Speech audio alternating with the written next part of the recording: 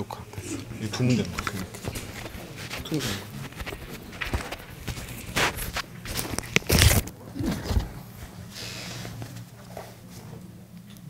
거야. 저거 조정해버리거나 조정 안 되면 꺼버려.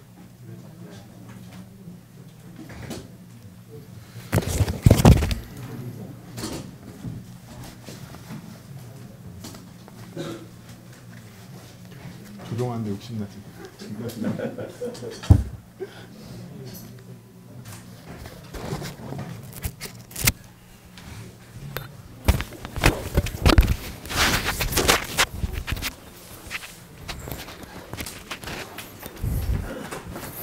가자. 가야지. 하지.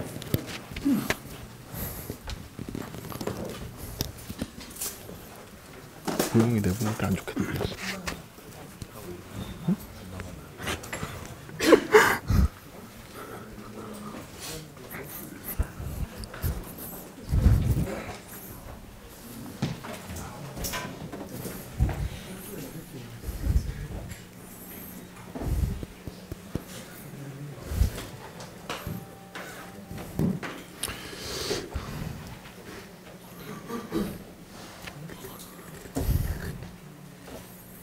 저쪽 모니터 버리는 걸로 하죠. 네. 된 건가? 안녕하세요. 맹견이라고 합니다. 반갑습니다.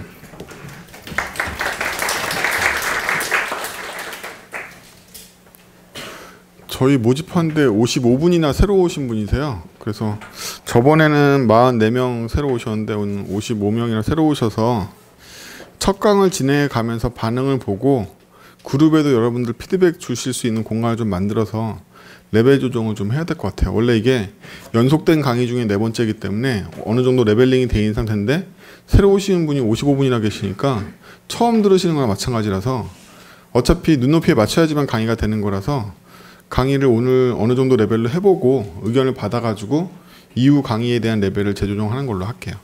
그래서 들어보시고 설문은 뭐 그냥 난이도가 좋았냐 나빴냐 단계를 물어보는지 간단하게 물어볼 테니까 적극적으로 협조해 주시면 새로 오신 분들의 레벨에 맞게 강의를 좀 재정해서 앞으로는 가게 될 거고, 오늘은 그거 좀 감안하셔서 원래 진행되는 수준으로 진행되는 거라고 생각하시면 될 것 같아요. 저는 빗사이드 소프트라는 조그만 에이전시 운영하고 있는 회사고요. 여기 4명이 저희 총무들이에요. 앞에 2명 있고 이 시스템 만들고 있는 애 1명 있고 이 준호라고 카카오 다니는 애 1명 있는데 걔도 여기 와 오고 그래요. 그래서 이 다 무료로 봉사활동 하는 친구들이고요. 이 인원이 크잖아요. 규모가 많고 시스템도 있고 이래서 많은 사람들의 도움으로 이 스터디가 운영되고 있습니다. 한빛미디어에서는 이 공간에 대해서도 약간 할인을 해주시는 것도 있고, 무엇보다 개근자 추첨했을 때 도서 지원해 주시는 것도 많이 있고요. 오랜 관계를 많이 유지해서 제가 이 리더스홀을 가장 많이 대관하는 사람 중에 한 명이에요. 저는 스터디를 약 14년 정도 계속 꾸준히 해오고 있고, 이 스터디는 제 개인 통산으로는 79번째 스터디예요. 근데 이제 코드 스피치라는 건 기수로 나누기 때문에 기수 형태로 이제 바꿔서 운영하고 있습니다. 코드 스피치는 간단하게 얘기하면 실무자용 강의라고 할 수 있습니다. 그래서 입문자나 학생들을 위한 프로그래밍 개념을 가르쳐서 실력을 쌓는 과정은 아니고요. 이미 여러분들이 직장인이라고 가정하고 있습니다. 근데 뭐 중국 개발자까지 저희가 커버할 생각은 없고요. 직장 생활을 하는데, 직장 생활을 하다 보시면 라이브러리, 프레임워크, 회사의 규칙, 도메인들 이런 거에 치여 계시잖아요. 거기서 약간 벗어나서 개발의 본질을 좀 보고 프로그램 원론을 좀 공부하고 이러자는 취지로 만들었습니다. 4가지 과정으로 되어 있고요. 첫 번째는 입문 과정이라서 CSS하고 렌더링 시스템 알아보는 거, 두 번째는 언어의 기본적인 흐름 제어를 알아보는 거, 그 다음에 요 직전에 했던 게 함수와 클래스의 사용법 배우는 거, 마지막으로 함수 클래스 지식을 베이스로 보다 복잡한 객체 간의 관계나 사용 방법을 배우는 디자인 패턴과 뷰 패턴으로 되어 있습니다. 각각의 과정은 다 6주로 되어 있고요.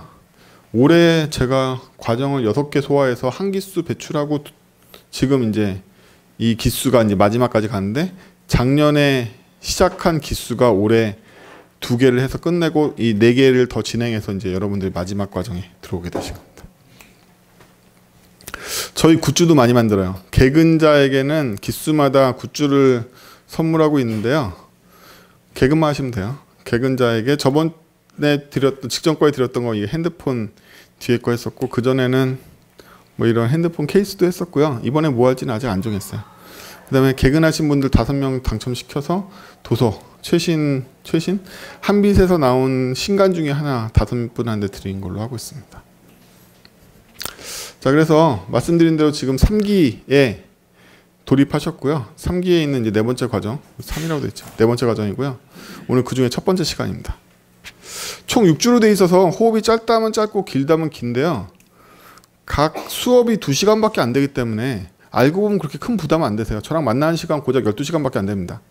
그럼 12시간 동안 제가 여러분한테 뭘 전달할 수 있을까요? 지식을 전달할 수 있을까요? 12시간 동안 제가 책을 계속 읽고 있지 않은 이상 지식의 전달은 안 될 거예요.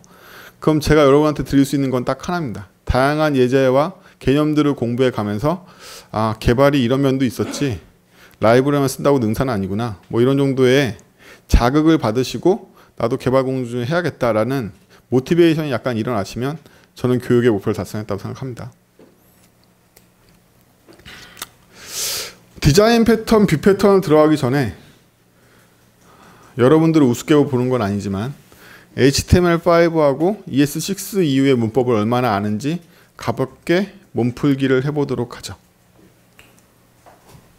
자, 이 제이슨 데이터를 자세히 볼까요? 이 제이슨 데이터는 토앱이라는 데서 발표하고 있는 언어 사용 통계입니다. 그래서 이 제이슨 데이터를 가만히 봤더니 타이틀에 토앱이 인덱스 4 준 2017이라고 해서 언제적 통계인지 타이틀이 나와 있고 헤더에는 각각의 컬럼이 어떤 의미인지를 나타내고 있죠. 그래서 17년도, 16년도 랭킹이다. 그 다음에 변화가 일어났냐 안 일어났냐 체인지로 표시하는 컬럼이 있고 프로그램 랭귀지 이름에 대한 컬럼이 있고 레이팅하고 체인지라는 요 컬럼들에 대한 헤더 부분이 있죠. 이 헤더에 해당되는 레코드 셋이 바로 아이템스가 됩니다.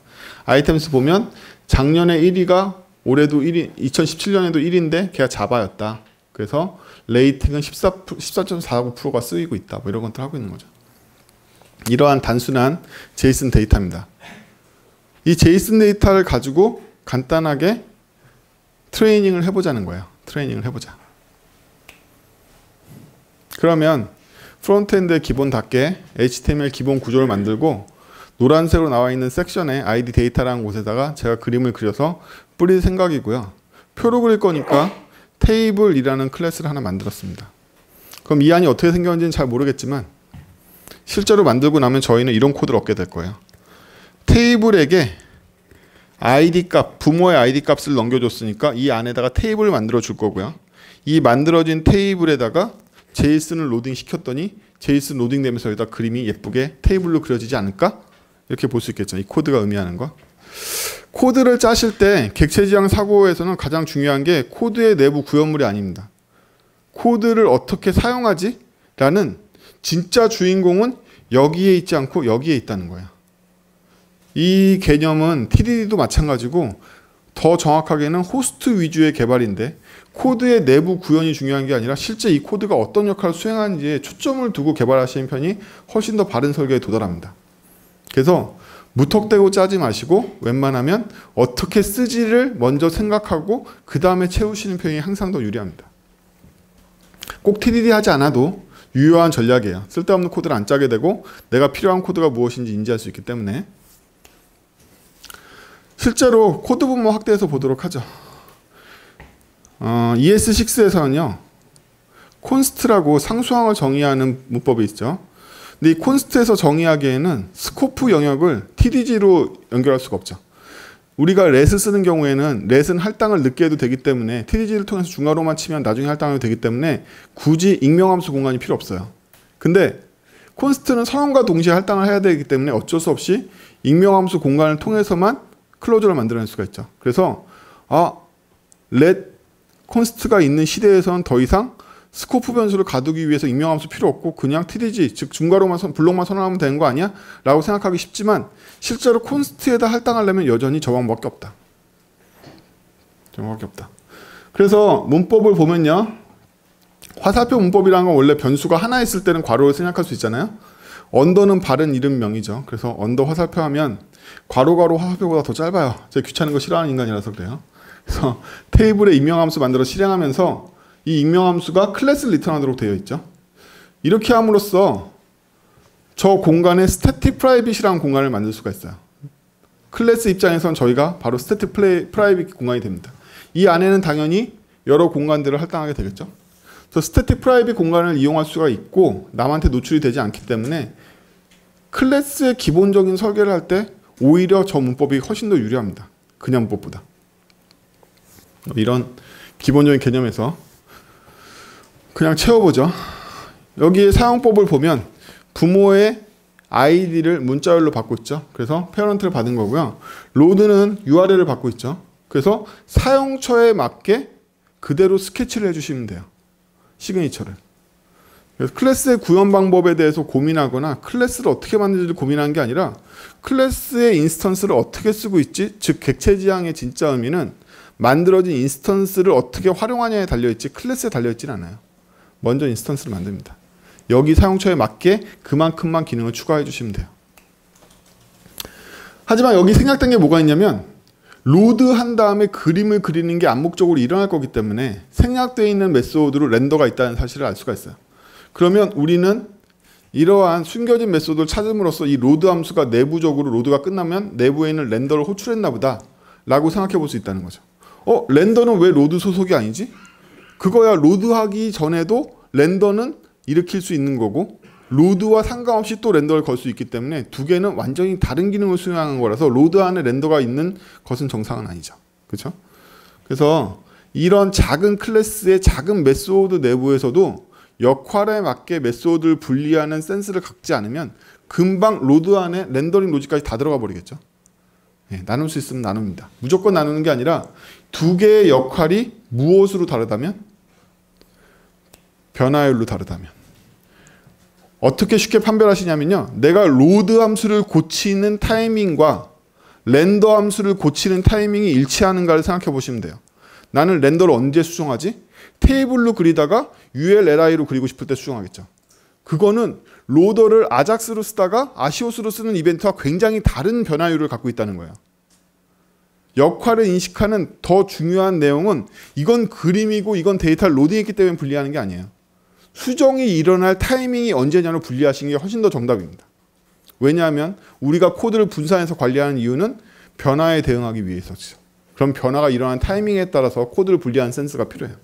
많은 훈련이 필요합니다. 익숙해지는 데까지는 보통 개발자라면 보통 4, 5년 정도 걸려요. 그래서 로드 안에 렌더가 들어가면 안 되겠다고 판단을 한 거죠.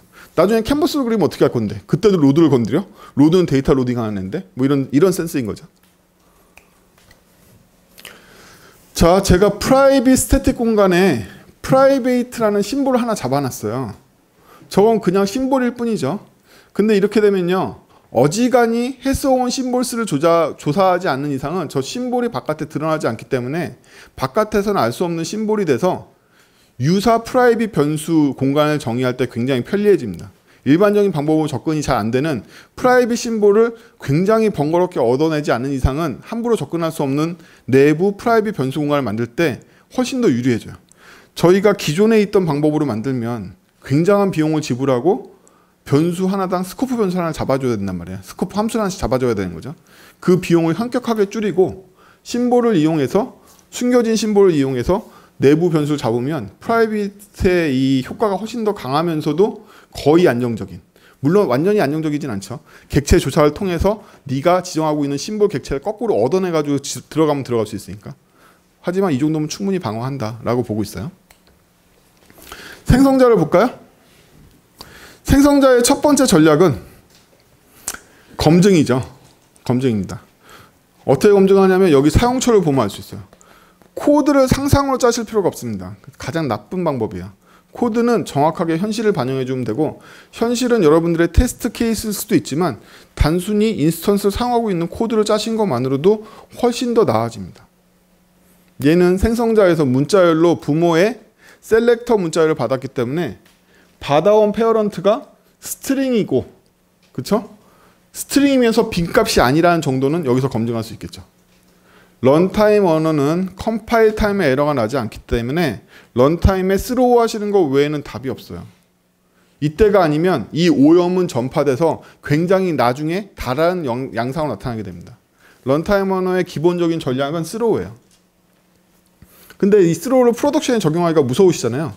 스로우를 감싸는 에러라는 함수를 하나 만들어서 쓰시다가 디버깅 모드에서는 콘솔 로그로 작동하고, 아니 실제 개발하시는 디버깅 모드에서는 스로우를 던지고 프로덕션에서는 에러 함수를 콘솔 로그로 바꿔주시면 돼요. 그 괜찮은 전략입니다. 그래서 직접 스로우하면 무서우니까 에러라는 함수 하나 만드셔서 디버깅 버전에서는 그 에러 함수가 스로우를 하고 릴리즈 버전에서는 콘솔 로그를 때리게끔 바꿔주시면 돼요. 그래서 페어런트 값을 검증한 다음에 어디에다가 디스의 속성으로 잡을 거긴 한데 바깥쪽에는 안 보이는 프라이빗 심볼을 이용해 속성을 잡고 있죠. 바깥쪽에서는 이 심볼에 접근하기가 굉장히 어려운 거죠. 그렇죠? 그리고 페어런트를 그냥 페어런트 하나로 잡지 않고 이 심볼 여러 개 잡기 귀찮으니까 내부에 프라이빗 변수 공간을 만들어서 그 오브젝트에다가 지금 페어런트를 넣어준 거고요. 기본적으로 ES6 문법에 숙달되어 있다라고 가정하고 있는 수업이에요. 그래서 왜 이런 문법이 뭐죠? 라는 정도까지 설명 안 하고 있었어요. 그전에도. 근데 오늘 의견을 받아볼게요.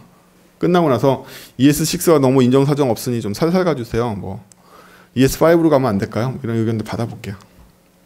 그래서 생성자에서는 간단하게 얘기하자면 페어런트 변수를 프라이빗 공간에 잘 넣어주고 있고 넘어온 생성자의 인자를 잘 검사해주고 있다 정도로 정리할 수 있겠네요.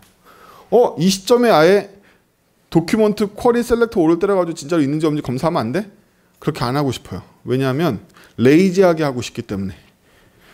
이 시점에 미리 돔이 있는 걸로 저희가 아까 구현하긴 했는데 이거보다 더 밑에서 돔이 있어도 되잖아요. 나중에 계산할 거면.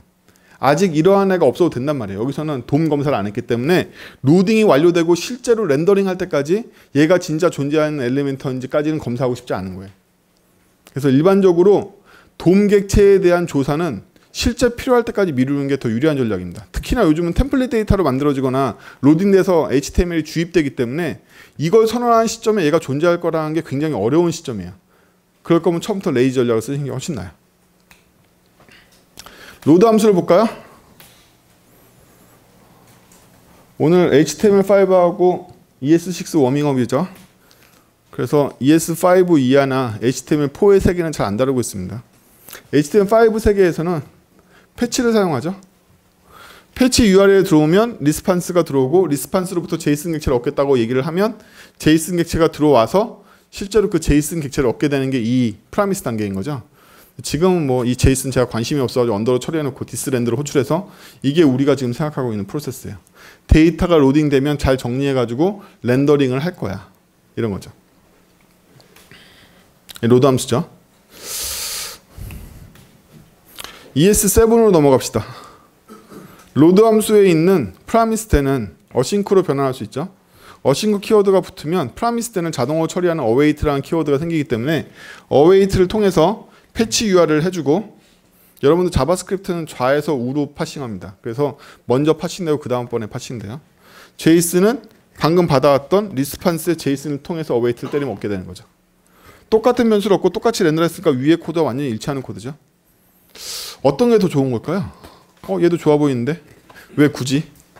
당연히 얘가 더 편리합니다. 왜? 얘네들은 스코프를 통하거나 함수 객체의 지역 변수가 연결되지 않는 데 비해서 얘네들은 지역 변수를 일원화돼서 쓸 수 있기 때문에 지역 스코프 하나로 이 로직을 이해할 수 있어서 얘가 훨씬 더 편리합니다. 당연히. 그렇죠? 앞으로는 어싱크 로드를 쓰게 된 것처럼 어싱크를 쓸 수 있으면 어싱크를 쓸게요. 정확하게 번역은 되지만 게다가 어싱크를 쓰는 효과는 단순히 프라미스 문법을 줄이는 데 있지 않습니다. 한번 어싱크를 쓰게 되면 다음번 받아주는 메소드가 어싱크를 쓰는 이상은 어싱크 체이닝이 돼요. 그러면 여러분들 로직을 짜실 때 더 이상 고민 안 하고 동기 비동기는 상관없이 무조건 동기처럼 짜시면 된단 말이에요. 그게 어웨이트 상황이든 아니든. 그래서 곧 오늘 중에 이 로드 함수의 어싱크가 다른 어싱크로 어떻게 전파되는지도 보시게 될 거예요. 진짜 어싱크를 짜보죠. 로드 함수를. 진짜 로드 함수는 이렇게 생각했죠. 패치로 리스판스 얻어와서 OK가 안 떨어지면 죽여버려야 되고 OK가 떨어졌다라면 제이슨을 파싱해서 아까 제이슨 구조 기억나세요? 타이틀, 헤더, 아이템스라고 있었죠. 타이틀 아이템 헤더에 대해서 기본 검사를 하고 있죠. 아이템에 아무것도 없는데 죽여버려라. 있으면 이제 남은 거는 아이템 헤더 아이템스를 나의 프라이빗 속성으로 잡고 싶어. 아까 프라이빗 속성 만들어놨네요. 그렇죠?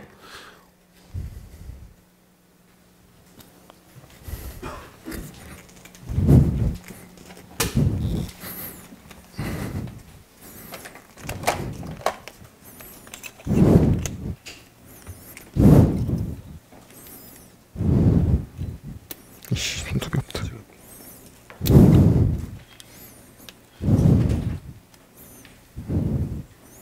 둘 다 그쪽에 있었나?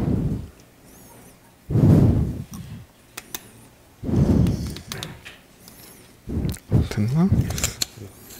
없는 거 아니야? 일단 버려놔. 헷갈리지 않게 거기다 넣지 말고.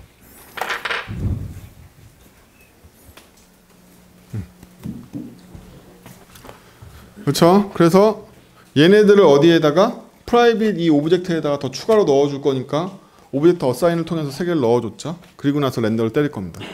우리가 렌더한테 제이슨을 주고 있지 않았던 이유는 지역 변수가 아니라 혹은 인자가 아니라 속성을 잡기 위해서죠.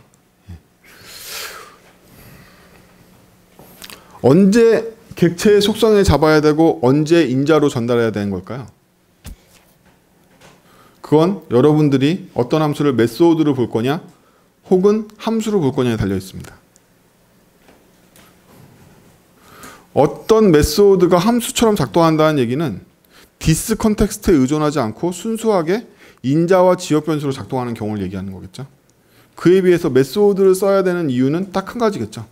디스 컨텍스트의 자료 구조를 사용하기 위해서겠죠. 그러면 우리가 렌더가 메소드라고 인식한다면 당연히 인자로 전달되는 함수가 아니라 속성으로부터 값을 얻어서 처리하는 메소드를 만드는 게 정상이에요. 여기에다가 우리는 타이틀 헤더 아이템스를 보낼 수 있지만 보내면 안 된다는 거야. 이것도 되고 저것도 되는 거냐? 아니에요. 그러면 걔는 함수니까 어디로 빠져야 된다? 스태틱 메소드로 빠져야 돼요. 디스를 사용하지 않을 거니까. 유틸리티 함수니까. 하지만 객체 지향에서는 캡슐화와 은닉을 위해서 메소드를 사용합니다. 따라서 이 개인만 알고 있어야 되는 상태는 인자로 넘어가는 일반화를 시킬 수 없는 거예요. 두 개의 큰 차이가 있습니다. 취사 선택이 아니라는 거예요. 두 개는 전혀 다른 컨텍스트를 사용하고 있는 거죠. 유틸 함수 컨텍스트를 사용할 거냐 객체 지향적인 메소드를 사용할 거냐는 상태가 인자가 됐든 뭐가 됐든 메시지의 대상이 될 거야 아니면 내부 상태인 거야 를 결정해 줘야 된다는 거예요. 로드까지 구현했으니까 제일 복잡하다고 생각하는 렌더를 구현해 봅시다. 렌더의 로직을 잘 모르겠으면 의사 코드를 구현합니다. 사람은 의사 코드가 좋습니다. 한국말로 자기가 해야 될 코드를 기술할 수 없다면 코드 자체는 엉망인 게 확정이에요. 만약에 코드를 잘 짤 수 있다면 자기가 무슨 코드를 짜고 있는지 간결하게 누가 봐도 오해할 수 없는 한국어로 잘 짤 수 있겠죠. 우리가 렌더에서 해야 될 거는 부모가 진짜로 존재하는지 왜? 레이지 체크를 했으니까. 레이지라서 이때 확인할 거거든요. 렌더한 시점에. 그리고 나면 테이블 객체 생성해서 타이틀은 테이블에 캡션으로 넣어줄 것이고 헤더는 T-헤더로 넣어줄 것이고 아이템스는 TR로 쫙 박아줄 것이고 이렇게 만든 테이블을 부모 체크된 부모에다가 삽입해주면 끝나는구나 라고 절차를 기술할 수 있습니다. 이건 별도의 얘기인데요. 여러분들이 일반적으로 알고 계시는 절차지향 프로그래밍과 객체지향 프로그래밍과 함수형 프로그래밍이 있으면 그때 절차지향이라는 말을 듣고 어떤 생각이 떠오르세요? 이렇게 순서와 절차를 기술한 게 절차지향 프로그래밍이야? 라고 생각하시면 안 돼요. 왜냐하면 그때 말하는 절차는 프로시저의 단순한 번역입니다.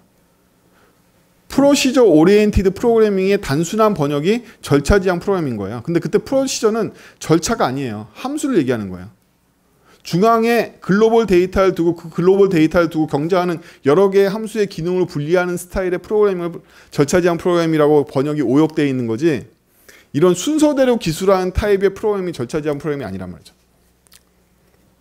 딴소리고 어쨌든 여기에 저희는 앞으로 짜야 될 코드의 청사진을 그리는데 성공했습니다. 이 정도면 충분히 오해 없이 누구한테 전달이 되겠죠? 그렇죠? 이게 전부예요. 프로그램은. 왜냐하면 이거 여러분들이 안 짜셔도 돼요. 누군가한테 시켜도 되고요. 사수한테 시켜도 되고 부하 직원한테 시켜도 되고 업체한테 시켜도 됩니다. 이미 이 시점에 코딩은 끝난 거예요. 그렇죠? 그러면 얘가 이걸 어떤 스타일로 짜는지 관심도 없어. 이것만 달성하면 되니까. 즉시 이 의사 코드가 테스트 목록이 됩니다. 심지어 인수 테스트 레벨 목록이에요, 얘네들은. 그래서 코드를 짜기 전에 코드가 정말 나의 한국어처럼 편해 이런 게 아니라면 가장 자신 있으신 아니라고? 영어가 더 자신, 영어로 쓰셔도 돼요. 문제는 제가 영어로 의사소통하는 많은 조직에 가보면 영어의 레벨이 다 달라서 똑같이 영어로 써면 어떤 놈은 야, 이 콩글씨 못 알아듣겠는데 이런 수준의 영어 사용자가 있고 진짜 영어 사용자가 영어로 쫙 써놓으면 이게 뭔 말이야 하고 번역기 돌려야 되는 사람도 같이 있다는 거예요. 영어가 그렇게 좋은 명확한 의사소통이 아니라는 거예요. 영어 수준이 다르기 때문에. 대부분 개발자들이 영어로 써놓으면 대부분 다 알 수 없는 외계의 영어는 아닐 거야. 아무튼. 아무튼 영어는 아닐 거야. 그래요. 그래서 짜면 이제 하나씩 정복하면 되죠. 하나씩 정복할게요. 부모 데이터를 체크합시다. 부모 데이터는 부모하고 데이터를 체크한다는 거 제가 묶어놔서 그런데 프라이빗을 해체해보면 페어런트하고 아이템스가 들어있었죠. 아까 우리가 집어넣었으니까. 그러면 페어런트를 드디어 페어런트 엘리먼트로 제가 바꾸는 과정인데 과정은 간단하죠. 예, 간단합니다. 간단한데 얘가 없어. 얘는 내가 렌더링 하려는 시점에 이런 부모는 없는데요. 이때 죽이자는 거예요. 죽이자. 여러분 제가 죽이자라는 표현을 많이 쓸 건데 죽여야 됩니다. 안 그러면 이게 어느 문제를 일으킬지 알 수 없어요. 런타임 랭귀지는 개발하실 때 무조건 죽여야 돼요. 그 시점에 잡는 수밖에 없습니다. 안 그러면 오염은 전파되고 나중에 문제가 일어났을 때 어디서부터 문제가 일어나는지 알 수 없단 말이에요. 죽입니다. 그 다음번에 아이템을 검증해야겠죠. 지금 검증할 수 있는 아이템의 수준은 아이템이 있긴 있어? 아이템이 하나라도 있긴 있어? 이 정도겠죠. 검증하는데 완료했으면 아이템이 없거나 아이템이 없는 거에 대해서 스로우를 던지지 않고 없는 데이터 처리를 해준 거죠. 페어런트 이너 HTML로 데이터가 없는데 하고 종료를 시키려고 그러는 거죠. 리턴 시켜서 렌더 로직을 끝내고 있습니다. 그렇죠?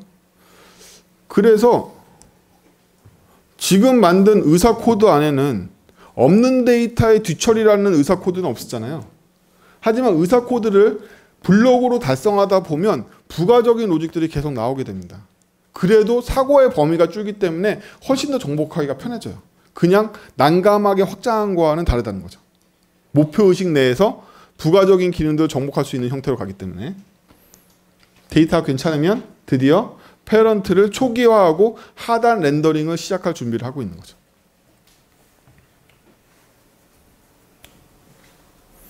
테이블 생성하고 타이틀을 캡션으로 보내봅시다. 테이블 만들었죠. 말 그대로 하면 되죠. 캡션을 만들었습니다.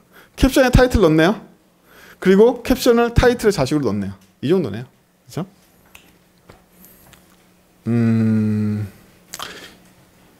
ES5에는 이미 함수의 다양한 고차 함수가 도입되어 있죠. ES5의 스펙입니다. 6의 스펙이 아니라 map, reduce, sum, every 같은 애들이 들어있는데 이 중에 reduce는 어떤 기능을 하냐면 원래 배열은 집합이잖아요. 원소가 많이 있는. 스칼라라는 건 하나의 값을 가르칩니다. 보통 수학적으로는 벡터와 스칼라라고 부르는데 reduce가 하는 일은 벡터를 어떤 공식에 의해서 스칼라로 바꿔주는 애예요. 그래서 집합에다가 reduce를 적용하면 이 결과는 하나의 스칼라로 변하게 됩니다. 일단 그게 되게 중요해요. 이 개념이 왜 중요하냐면 이 코드를 복잡하게 읽지 않아도 우리는 뭘 할 수 있냐면 테이블 차일드에 뭔지 모르지만 스칼라 하나가 들어갈 거야 라고 인식할 수 있다는 거야. 이 덩어리된 코드를 다 안 읽어도 여기 들어갈 자식은 하나야. 왜? 리듀스의 결과가 들어갈 거니까. 리듀스의 결과는 일반적으로 연산을 통해서 합체하지만 우리는 밑값을 줄 수 있는 옵션이 있죠. 밑값을 뭘로 줬다? 여기 보이는 t헤ad로 준 거죠. 따라서 이 코드는 이 안을 다 읽지 않아도 테이블의 자식으로 t헤ad가 들어가나 보다를 즉시 읽을 수 있습니다. 그렇죠? 아니에요? 이 동의하지 않는 눈빛들 그럴 수 있어요. 그래서 t헤ad를 저는 테이블의 자식으로 집어넣을 거예요. 그럼 이 t헤ad에다가 헤더라는 데이터를 루프 돌면서 무슨 짓을 할 건데 그럼 t헤ad에다 난 계속 th를 집어넣어 줄 거야. 그 다음 번 값으로 계속 난 t헤ad를 반환하겠지. 뭐 이런 거잖아요. 그래서 thead 안에 th를 매번 만들어서 th inner html을 헤더에 있는 각각 원소의 데이터를 집어넣어서 어펜드 한 다음에 thead를 계속 돌리면서 결국엔 하나의 thead가 되겠지. 이 thead는 어디로? 테이블에 들어갈 거야. 고차 함수 계열의 배열 메소드를 사용하시면요, 현격하게 포문이 줄어듭니다. 화해문도 줄어들고. 그러면 이거 화해문이나 포문을 이용해서 지역 변수를 통해서도 만들 수 있는데 취향의 문제일까요? 이 새끼 지식 자랑하나? 왜 이런 묘기를 해?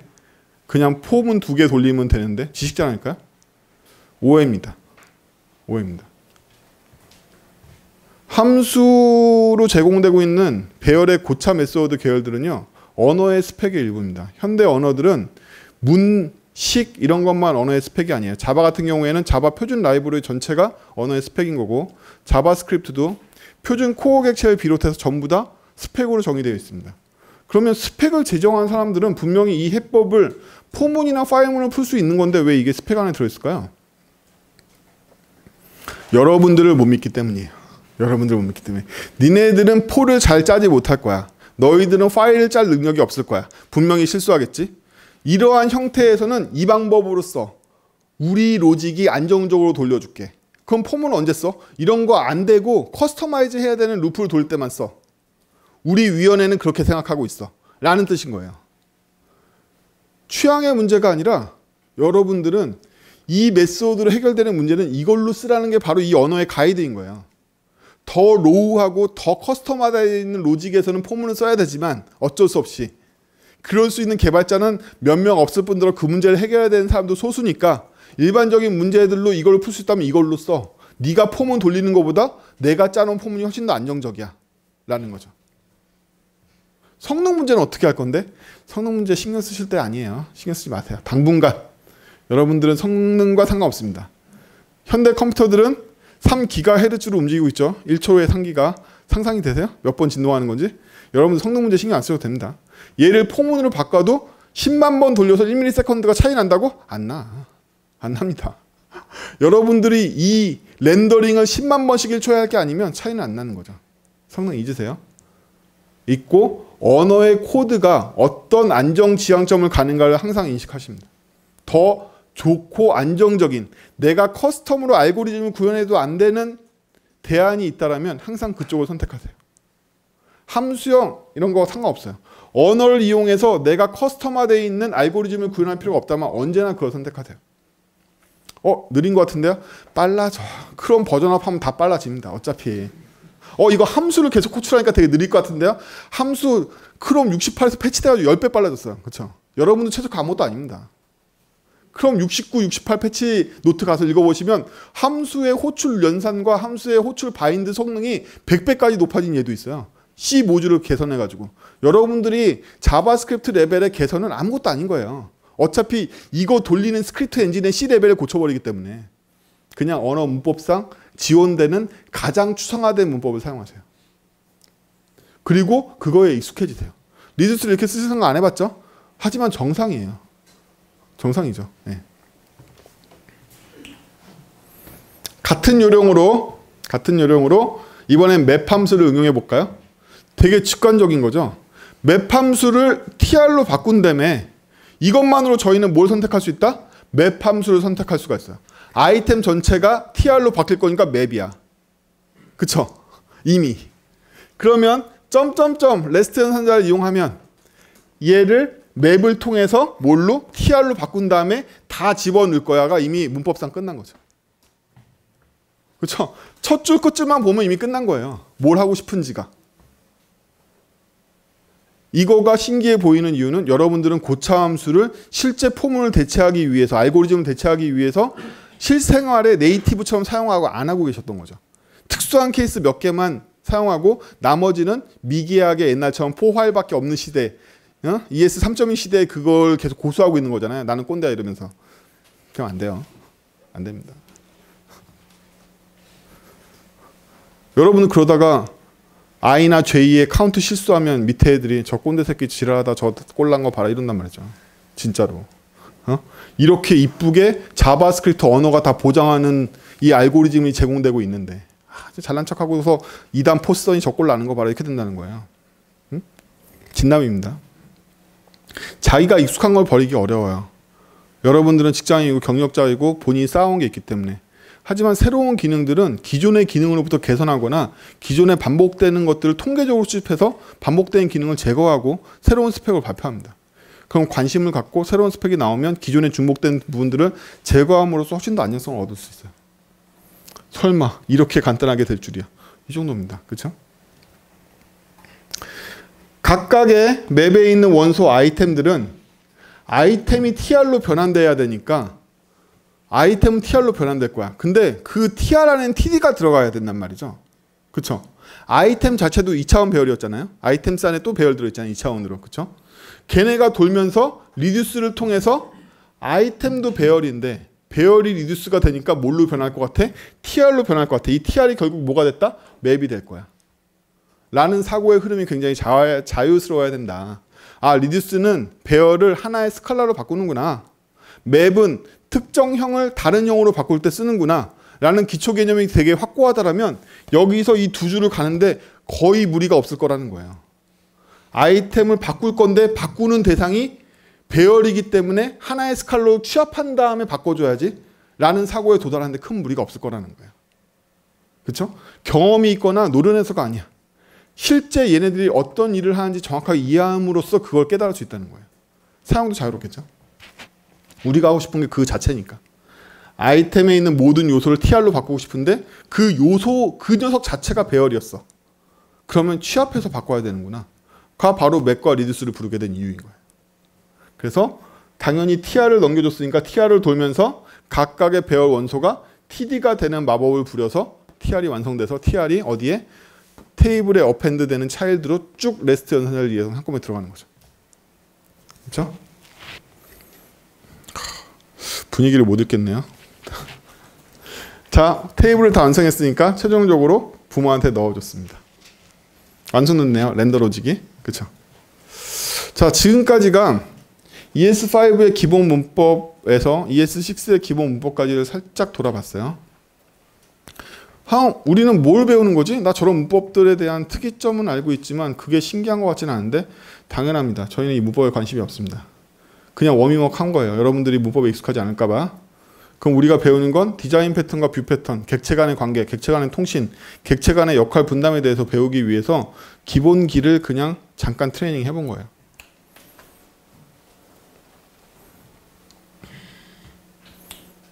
필요 없고. 자, 그렇게 해서 렌더링 하고 나면 이런 표가 그려집니다. 그쵸? 이런 표가 그려져요. 이 표를 보면요. 오류가 하나 있어요. 여기 보면 얘가 튀어나왔죠. 갑툭튀로. 체인지가 밀려서. 왜 이런 일이 일어났을까요?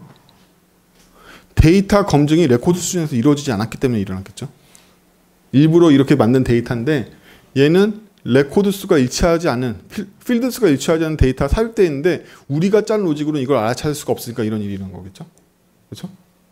그래서 이 로직이 왜 누락됐는지, 어떻게 하면 포함시킬 수 있는지에 대해서 해답을 미리 가르쳐 드리자면 할 일 할 놈들이 제대로 할 수 있게 역할을 분리해 줬으면 잘했겠지가 바로 답이에요. 이게 바로 우리가 배우게 된 전체 내용입니다. 어떻게 하면 지 할 일만 잘하게 할 수 있는 거지? 그 요령 중에 선배들이 남기신 유산이 디자인 패턴이고 산업계에서 남긴 유산이 뷰 패턴입니다. 여기까지 소개를 잠깐 했죠. 자, 이제 그래서 우리가 앞으로 배우게 돼야 되는 내용을 천천히 살펴봅시다. 컴퓨터 프로그램의 역사는 오래됐는데 파스칼이 계산기 만들 때부터 한 100년이 넘었죠. 농담이 아니라요. 1900년대 초반에 여러분들이 알고 계신 대부분의 로직이 확립됩니다. 진짜로. 여러분들이 배우시는 굉장히 어려운 로직조차도 1960년대면 논문이 다 끝나 있을 때예요. 그 이후에 나오는 논문들을 여러분들이 소화하실 건 아니고요. 신경망 이론이나 지금 텐서플로우의 이론도 다 1960년대에 발표가 끝났어요. 우리 후학들이 되게 부족한 거죠. 앞에 천재들이 다 해가지고. 근데 이렇게 긴 컴퓨터의 역사에서 원칙이라고 부를 수 있는 발견되어 있는 연역적으로 도출된 원칙이 딱 하나밖에 없어요. 놀랍죠? 아니 미친. 여지껏 발견된 원칙이 하나야? 모든 프로그램은 만들고 나면 수정된다. 오피스 97을 출시할 때는 뿌듯했는데 오피스 2017이야. 뭐 이런 거죠. 네. 모든 프로그램은 만들자마자 바뀌어요. 저희 같은 에이전시는 만드는 도중에 뷰가 100번 정도 바뀝니다. 농담이 아니에요. 진짜로. 그렇죠? 모든 프로그램은 이게 끝이야 라고 만드시면 끝나신 거예요. 바뀐단 말이죠. 이것만이 우리 세계에서 유일하게 증명된 원칙입니다. 이걸 무시하고 만들 수가 없다는 거예요. 왜? 이 일이 안 일어나는 경우가 한 번도 없으니까. 무조건 수정돼. 따라서 수정에 강한 프로그램 만드는 건 비용이 아니야. 왜? 수정이 발생할 수도 있고 안 발생할 수 있으면 비용일 수도 있겠지만 무조건 발생하기 때문에 수정할 때 어려우면 끝인 거지. 그렇죠? 이게 바로 유일하게 우리 세계에 통용되고 있는 원칙입니다. 그래서 이미 작성되어 있는 거대한 프로그램을 어떻게 변경하지? 이미 짠 코드가 2만 줄이야. 근데 갑자기 버튼의 위치를 바꿔달래. 어떻게 하라는 거야? 뭐 이런 문제죠. 우리는 그 방법을 무슨 안마의자 선정 같은데 어쨌든 격리에서 찾고 있습니다. 격리에서 찾는다는 얘기는 뭐냐면 프로그램은 거대하지만 코드들은 상호 영향을 주지 않는 격리되어 있는 구조로 되어 있다는 뜻이겠죠. 그렇죠? 총무 2호기가 쓰러져도 스터디의 진행에 문제가 없으려면 총무 2호기 1호기가 연동되어 있으면 안 되고 격리시켜야 되는 거죠. 안전망인 거죠. 네. 격리. 우리의 유일한 방법은 격리뿐입니다. 어떻게 격리시키냐, 무엇을 격리시키냐의 문제는 있을지언정 이거에 대한 유일한 해법은 딱 한마디로 얘기해서 격리라고 정확하게 얘기할 수 있어요. 다른 해법은 없어요. 그거에 대해서 살펴볼 거예요. 그래서 우리가 프로그램을 잘 짰냐 못 짰냐는 수정에 얼마나 강하냐고, 수정에 강하냐 안 하냐는 격리를 얼마나 잘 시켰냐고, 격리를 잘 시키는 걸 주먹구구로 했니 아니면 알려져 있는 좋은 전략들을 사용해서 했니? 이게 바로 좋은 개발자, 나쁜 개발자 혹은 소프트웨어 유지 보수 비용을 결정하게 됩니다. 그러면 격리를 하는 건 도메인마다 코드 사정마다 굉장히 차이가 있겠지만 기본적인 전략이 있겠죠. 박사학위 논문까지 나오는 학문입니다. 변화율에 따라 작성하자. 격리를 시킬 때 얘와 얘를 각방 쓰게 만드는 이유가 뭐냐면 얘네들은 더러워서, 얘네들은 깨끗해서 이런 게 아니라 얘네들은 좀 있으면 출전한 선수고 얘네들은 대기 인원이기 때문에 방을 나누자는 거예요. 변화율이 틀리기 때문에. 얘는 UI를 바꿀 때 수정 요청이 오고 얘는 서버 쪽에서 제이슨 구조를 바꿀 때 수정 요청이 오기 때문에 격리를 하자는 거예요. 변화되는 이유가 틀리기 때문에, 변화되는 비율이 틀리기 때문에. 똑같은 UI라 할지라도 네이버 로고처럼 시즌마다 맨날 바꿔야 되는 애는 변화율이 다르겠죠. 네이버의 다른 안정적인 로그인 창 같은 것보다. 그렇죠? 변화율을 영향을 주는 것들은 여러 가지가 있지만 얘와 얘가 바뀌는 빈도나 이유가 다르다면 격리시키는 게 수정할 때 좋다는 거야. 걔만 건들면 되니까. 안 그러면 다 건드려야 되잖아. 다 건들면 문제가 거기서 끝나지 않는다는 거예요. 얘는 원래 버전업이 되면 안 되는 파트인데 버전업이 같이 돼. 프로그램을 한 판으로 짜놓으면 어떤 일이 생기냐면 서버에서 원래 조선일보 피드를 받고 동아일보 피드를 받고 있었는데 동아일보 피드의 구조가 바뀐 거면 제이슨 구조가 바뀐 거잖아. 근데 앱 버전이 올라가는 게 정상인가? 앱 버전은 UI도 다 바뀌었다는 얘기야? 아니라는 거죠. 그럼 사실은 격리라는 전략을 순수하게 짰을 때는 어떻게 되죠? 서버, 네트워크, 모듈은 버전업이 됐지만 UI 버전은 그대로 있는 거죠. 그렇죠? 내부적으로. 외부에 발표되는 버전을 얘기하는 게 아니라 우리가 브랜치의 코드를 보면 그렇게 돼 있어야 된다는 거예요. 얘와 얘는 완전히 다른 주기의 버전을 갖고 있어야 된다는 거죠. 그게 바로 격리입니다. 그렇게 만들었는데 성공했으면 격리인 거예요. 근데 이 코드에 파서가 더럽게 엉켜 있어가지고 서버에서 내려온 제이슨 구조가 바뀌면 파서도 바꿔야 되고 파서를 해석하는 중간 미디에이터가 또 바뀌어가지고 UI 처리기도 바꿔야 되고 UI 조립기도 바뀌어야 돼. 이러면 격리가 안 된 거겠죠. 겁나 가지고 감히 제이슨 구조를 못 바꾸는 거죠. 그렇죠?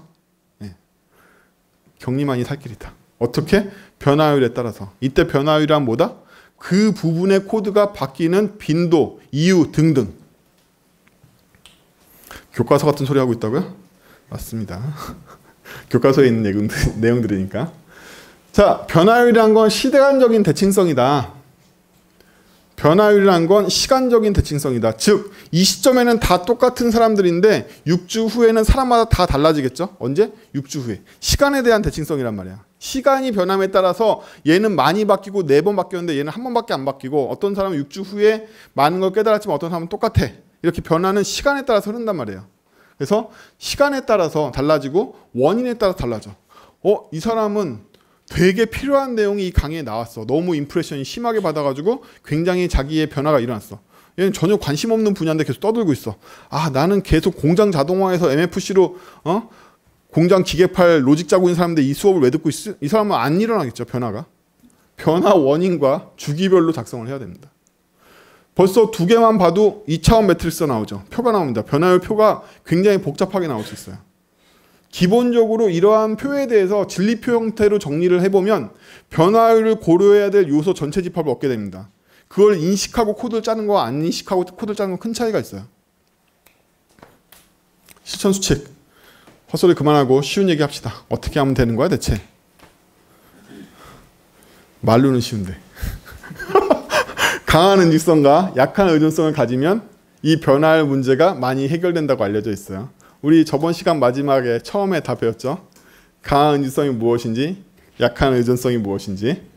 약한 의존성이라는 건 서로 커플링이 덜 돼 있다는 얘기인 거고, 강한 응집성이라는 건 이미 뭘 얘기하고 있다? 변화율이 비슷한 애끼리 모아놨다는 얘기네요. 그쵸? 그쵸?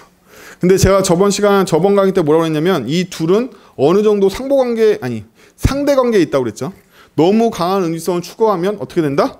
약한 의존성이 아니라 강한 의존성이 생겨버리고, 너무 약한 의존성을 만들어놓으면 응집성을 가질 수 없다고 그랬죠.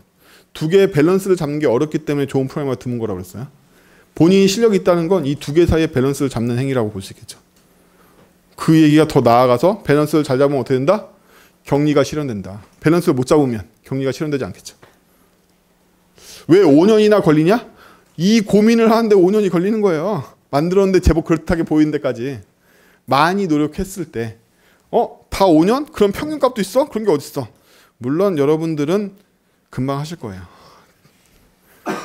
제가 오래 걸렸다는 거지. 혹은 제 직원들이 오래 걸리거나. 들어가 봅시다. 뜬구름 얘기 실컷 했으니까 들어가 봅시다. 자, 아까 짰던 코드죠. 이제 좀 익숙해지셨을 거예요. 테이블 안에 컨스트럭터 있고 로드 있고 렌더 있는 아까의 평범한 코드였습니다. 이제 방금 배웠던 지식을 이 코드에 적용해 보도록 하죠.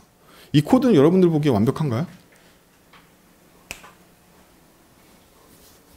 이 코드에는요, 테이블 안에 로딩하는 로직이 들어있어요. 그러면 로딩하는 로직이 바뀔 때마다 테이블을 바꿔야 되는 거죠. 뿐만 아니라 테이블 안에 테이블 그리는 로직도 들어있어요. 걔를 바꿀 때마다 또 테이블을 건드려야 되는 거죠. 그쵸? 두 개는 완전히 다른 역할인데도 불구하고 한 군데에 들어있기 때문에 변화율에 따라서 두 개를 분리해야 됩니다. 하나는 데이터 로더인 거고 하나는 렌더러인 거죠. 그림을 그리는 애와 데이터를 로딩하는 애로 나눌 수가 있을 거예요. 데이터 로더의 대상은 바로 저 로딩해오는 부분이겠죠. 그렇죠? 렌더링의 대상은 저 렌더러 하는 부분일 거예요. 그러면 로드하는 부분부터 분리해보면 저 클래스 관심 없다고 그랬죠? 클래스의 인스턴스 사용하는 것만 관심이 있습니다. 저 누가 짜줬겠지. 총부단 시키면 짜올 거 아니에요, 그렇게 하면. 그렇죠? 여러분도 항상 그거에 익숙해지세요. 익숙해지라는 게 뭐냐면 내 코드를 남이 짜줄까에 익숙해지라는 게 아니라 내 코드를 지금 내가 짜지 않아도 괜찮다는 거에 익숙하시라는 거야. 미래에 내가 짜줄 거야. 내일에 내가 짜줄 거야. 혹은 내 옆에 있는 놈이 짜줄 거야. 내 팀장이 짜줄 거야. 그렇겠죠. 실제로 그래요. 근데 그 센스가 없는 사람들은 물고 죽어요. 쓰러져요. 그럼 안 된다는 거예요. 그러려면 뭘 기준으로 프로그래밍 해야 된다? 이거 기준으로 프로그래밍 해야 된다는 거예요. 클래스 기준으로 프로그래밍 하지 마시고 클래스 안은 누군가 채워줄 거야. 미래에 내가 안 채울지도 모르지만 채워줄 거야. 이렇게 생각하시라는 거예요. 항상. 그 미래가 내일이 아니고 모레가 아닐 수 있어요. 30분 후의 미래든 1시간 후의 나든 어쨌든 미래에 내가 채워줄 거란 말이지. 그거 너무 스트레스 받지 마시고 자유롭게 스케치 하시란 말이야. 쓰시는 걸. 어떻게 쓸 건지. 미래에 내가 만들어줄 걸 미리 땡겨가지고 내가 쓴다라면 이렇게 예쁘게 써야지. 나 이게 참 예쁜데? 이것만 집중하시라는 거예요. 무조건. 자, 로더를 만들었고 로더에 로딩을 때렸더니 로더의 생성자에서 URL을 받아들였고 이렇다는 얘기는 제가 로더를 뭘로 만들었다는 얘기죠? 일회성 객체로 만들었다는 얘기네요. 생성자에서 인자를 받는다는 뜻은 일회성 객체라는 뜻이에요. 왜냐하면 생성 시에 인자를 받고 더 이상 변경할 수 없는 거니까. 걔는 다른 용도의 인자가 들어오면 새로운 객체를 만들 수밖에 없는 거죠. 일반적으로 비동기 객체들은 동기성의 위험이 있거나 참조 시점의 위험이 있기 때문에 일회성 객체로 만드는 게 정석입니다. 대표적으로 프라미스가 그렇죠. 그렇죠? 프라미스가 그렇고요. 아작스도 비슷하고 패치도 비슷한데 얘네들이 다중 로딩이나 멀티 로딩이 되게 만들었기 때문에 여러분들이 수많은 스킬을 필요로 하게 되는 거예요. 원래 일회성 객체를 쓰는 게 훨씬 낫죠. jQuery 같은 경우에는 아작스를 감싸서 스태틱 메소드 유틸리티를 제공해서 여러분들은 인스턴스를 인식할 수 없게 만들어버리죠. 함수처럼 호출하게. 내부에서는 매번 아작스 객체를 사용하지만 마찬가지로 이 설계에는 뭐가 포함되어 있냐면 얘는 로딩돼서 로드한 후에 처리할 건 여기다 줄 건데 이 객체를 재활용하지 마. 여기다 URL 변경해서 또 로딩할 생각도 하지 마. 이거 한 번 쓰고 버려. 얘는 로드 해봤자 이후부터는 이 캐시만 리턴할 거고 로딩할 때는 이거 URL로밖에 한 번밖에 로딩도 안 할 거고 이런 의미가 다 포함되는 거야. 이 설계에는. 진짜 설계는 시그니처에 있습니다. 보는 눈이 없으니까 잘 모르시는 거지 깊이 보려고 그러면 남이 짜놓은 이 시그니처에 사용 방법이 이미 다 기술되어 있는 거랑 마찬가지예요. 여러분들이 정교하게 언어를 사용한다는 건 우리는 감정을 표현할 때 국어 사전에 있는 표준 언어로만 표현하지 않잖아요. 너 참 예쁘다라는 표현을 이렇게만 하진 않는다는 거야. 굉장히 복잡한 네이티브 스피커로서 얘기를 하고 계시잖아요. 프로그래밍 랭귀지에도 얼마든지 뉘앙스를 다 담을 수 있습니다. 시그니처의 구조, 모양, 사용 방법으로, 절차로. 근데 여러분들은 이름에만 집착하시는 경우가 있는데 이름은 그렇게 중요하지 않아요. 이름은 사람들의 인식을 위한 장치일 뿐인 거고 컴퓨터 입장에서는 A0부터 A478번으로 다 정해도 상관없습니다. 그렇죠? 중요한 건 이 시그니처가 의미하는 게 무엇이고 그게 어떤 의도로 만들어지고 어떻게 사용하라는 게 이미 이 안에 들어있다는 거예요. 섬세하게 느끼려고 노력하시면. 그렇죠?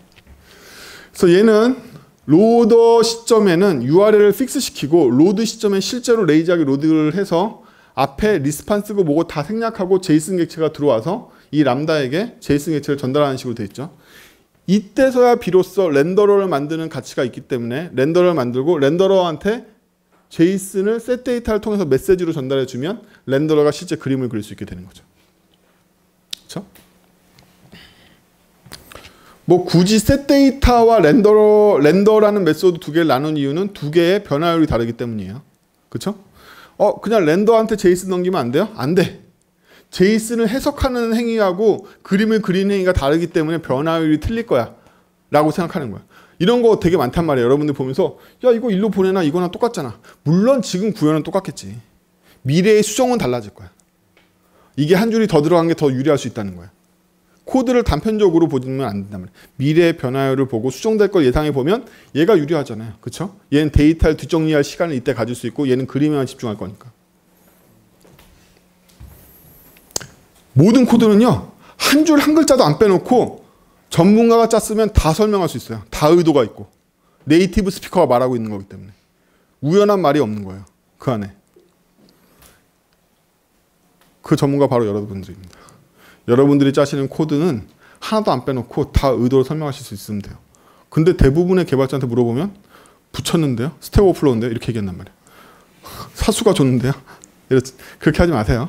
그렇게 하지 마시고 붙였더라도 왜 붙였고 이 코드의 시그니처는 왜 이렇게 생겼고 왜 이 순서대로 호출했는지 다 설명하셔야 돼요. 지금처럼.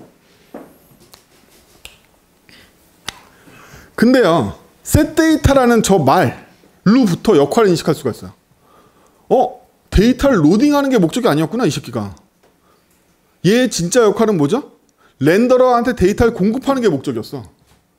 제이슨 데이터를 가져오는 게 얘의 궁극적인 역할이 아니라 진짜 역할은 어떤 관계 내에서? 객체 관계 내에서. 어떤 객체들이 등장하는데 로더와 렌더러라는 두 개의 객체가 등장하는데 얘네들 사이에서 진짜 이러한 일을 규정해 봤더니 렌더러는 로더가 데이터를 로딩해 오는 거에 전혀 관심이 없더라는 거예요.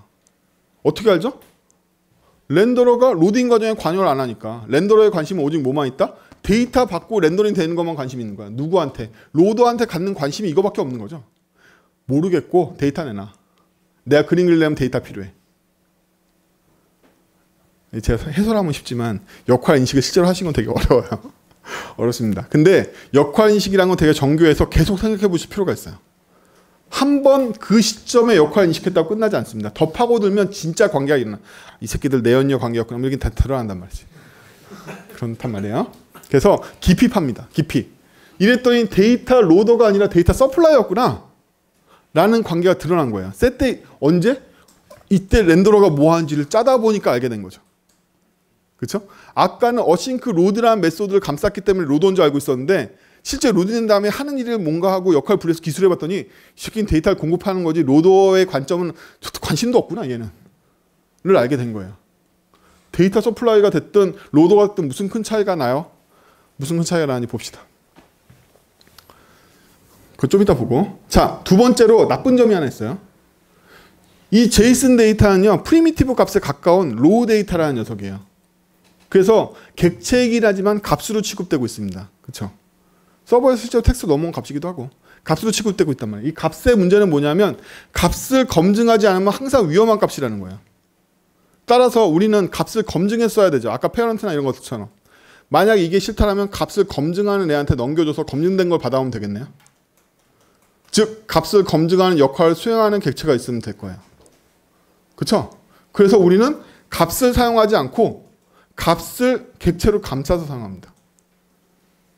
그래서 이때 값과 오브젝트에서 이 오브젝트에 해당되는 동의어가 굉장히 많아요. 대표적인 동의어가 뭘까요? 바로 타입입니다. 왜 타입일까요? 이 객체에 뭐가 오죠? 아마도 클래스의 인스턴스가 오겠죠. 형이잖아. 이거의 동의어는 놀랍게도 타입인 거죠. 그래서 이거를 뭐라고 부르냐면 이 컨텍스트를 유지해서 각각의 역할을 다 타입한테 넘기는 이 개발 방법론, 언어가 더 지원하면 좋겠지만 지원하든 안 하든 이 방법론, 나는 값을 직접 검증하지 않고 이걸 다 오브젝트 혹은 타입한테 밀어버릴 거야. 이 컨텍스트를 사용하는 프로그래밍 방법을 강타입 언어라고 합니다. 이게 강타입이에요. 여러분들이 타입스크립트를 쓰든 자바를 쓰든 강타입에 대한 개념 자체가 없고 타입으로부터 역할을 생성하거나 역할을 밀어낸다는 개념이 없으면 컴파일러가 지원하든 뭐든 아무 소용없어요. 어차피 소용없습니다. 그건 인프라나 언어의 기능의 문제가 아니에요.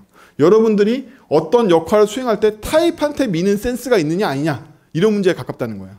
역할을 형한테 밀 수 있으면 강타입 언어가 굉장한 효과를 보겠죠. 야 이건 타입이 이게 아닌데 왜 들어와? 그게 의미가 있으려면 타입이 지정된 게 중요한 게 아니라 여러분의 로직이 타입으로부터 형성되도록 역할을 타입한테 밀어줘야지만 효과가 생긴단 말이에요. 따라서 우리는 더 이상 제이슨은 그냥 받지 않고 제이슨 데이터라는 강타입으로 처리하려고 그래요. 그래서 얘는 모든 걸 은닉하고 가장 중요했던 데이터를 서플라이먼트 하는 것만 관심이 있는 거죠. 아까 셋 데이터는 어디 갔어? 안에 셋 데이터에서 했던 여러 가지 검증 작업이나 여러 가지는 다 누가 했다? 얘가 먹은 거죠. 이 타입이 먹어버린 거예요. 얘의 역할이니까. 왜? 데이터를 가공하는 건 전부 다 얘 역할이니까. 얘는 얘랑 협의되어 있는 표준 규격으로 그림만 그릴 거니까. 얘는 순수한 그림 그리는 역할로 더 줄어들었죠. 이제 데이터에 대한 변화는 다 얘가 가져가게 될 거예요. 좀 더 응용해 보면요. 우리는 데이터 공급자라는 측면에서 역할을 크게 인식했기 때문에 상세 역할을 분해해서 인식할 수 있는 힘이 생겼어요.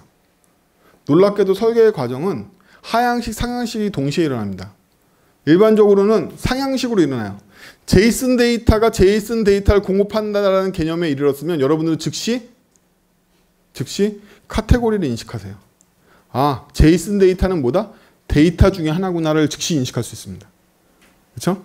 저번 시간에 배웠던 추상화 기법 세 가지가 있죠. 그룹화, 카테고라이즈, 모델링. 그 중에 카테고라이즈를 바로 사용할 수 있죠. 어떻게? 제이슨 데이터는 데이터의 일부구나.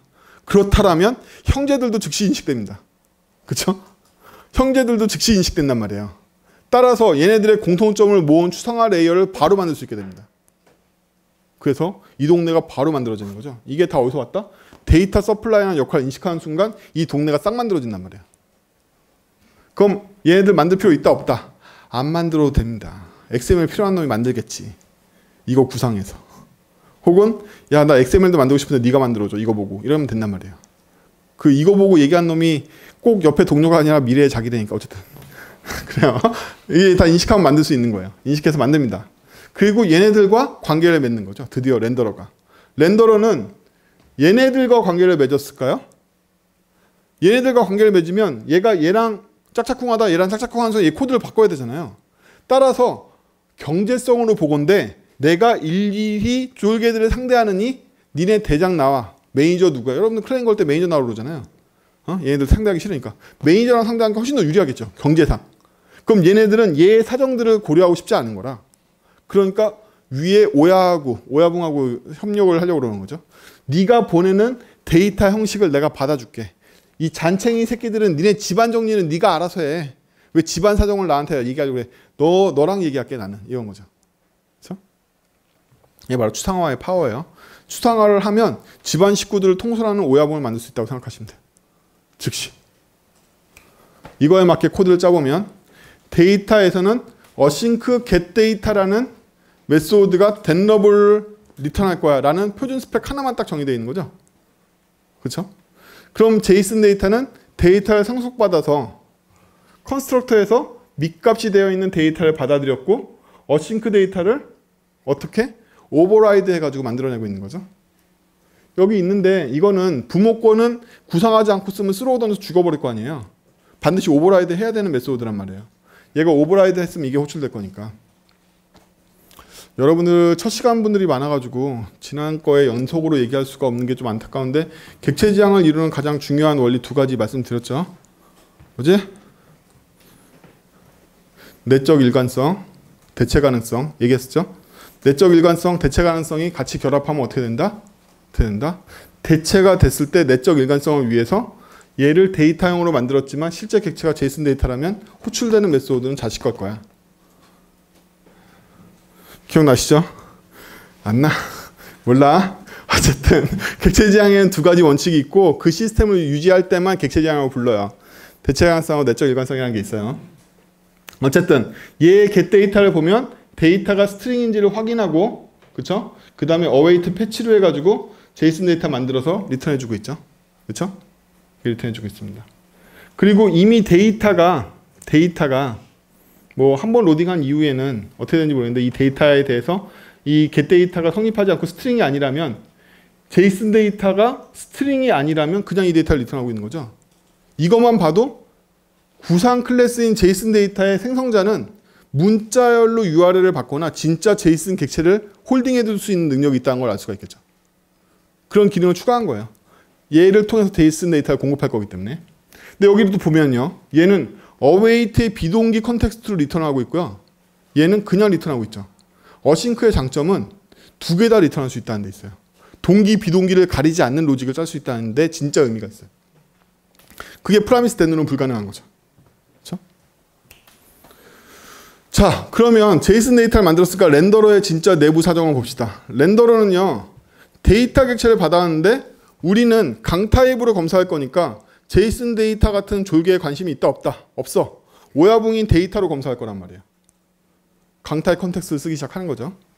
여러분들 타입스크립트 써봤자 요게 여기에 타입으로 기술돼서 컴파일 타임에 해줄 뿐이지 큰 차이는 없어요. 런타임 언어라고 강 타입에 있는 컨텍스트를 못 쓰는 게 아니란 말이에요. 런타임에 에러가 나는 게 문제일 뿐이겠지. 같은 로직으로 둔단 말이에요. 어차피 스로우 때리면 컴파일 에러는 돌리다. 어쨌든 데이터 오야붕하고 상대를 한단 말이에요. 이 오야붕 데이터에 뭐가 들어있냐면 get 데이터라는 메소드가 정의되어 있었기 때문에 대체 가능성에 의해서 실제로 들어오는 거는 제이슨 데이터지만 데이터에 정의되어 있는 get 데이터를 호출하면 await로 제이슨 데이터를 어쨌든 얻게 될 거라는 거죠. 그렇죠? 아까 기억나세요? 어싱크의 전파? 비동기 동기를 가리지 않고 로직을 기술해서 어싱크를 기술하면 비동기 로직을 포함하고 동기 로직을 포함한 어싱크가 전파돼서 받는 쪽도 어싱크로 받아야 돼요. 얘도 더 이상 동기 비동기를 안 가리게 되겠죠. 얘가 비동기로 좋은지 동기로 좋은지 관심이 없어. 둘 다 받을 수 있으니까 await로. 그렇죠? 그래서 어싱크는 전파되고요. 어싱크 전파가 좋은 점은 동기 비동기에 대한 로직이 아예 사라져 버린다는 거예요. 주고받는 객체들이 여러 번 나와도. 비동기일 때는 힌트만 주면 되는 거죠. 여러분들 이 내부에가 어떻게 파싱되는 게 중요한 게 아니에요. 이 언어의 모양을 보세요. 이 모양에서는 동기, 비동기가 다 지역 변수 컨텍스트를 사용하는 일반적인 동기 로직으로 기술될 뿐이고 비동기를 위해서는 await라는 힌트만 걸어주면 된단 말이에요. 그렇죠? 이거는 마킹해 둔 거예요. 언어 입장에서는. 얘는 비동기 가능성이 있어. 실제로 비동기 아니잖아. 그냥 데이터 줄 때는. 그렇죠? 얘는 비동기 가능성이 있어라는 마킹만 해주는 것만으로 그냥 다 동기 로직으로 기술할 수 있다는 거죠. await, async를 사용하면. 그래서 어웨이트 어싱크가 되는 언어에서는 기타 나머지 비동기 시스템이나 RX 같은 애들도 거의 필요 없어요. 실제로는. 왜냐하면 일반적인 제어 구문으로 동기 로직으로 다 기술이 되니까. 그렇다고 제가 함수형이나 RS를 싫어하는 건 아니고 그래요. 우리 객체지향 수업이니까. 그래서 실제로 이 제이슨을 렌더링 하고 있죠. 이 렌더러는 이제 제일 간단한 렌더러니까 콘솔 로그에다 렌더링 하고 있습니다.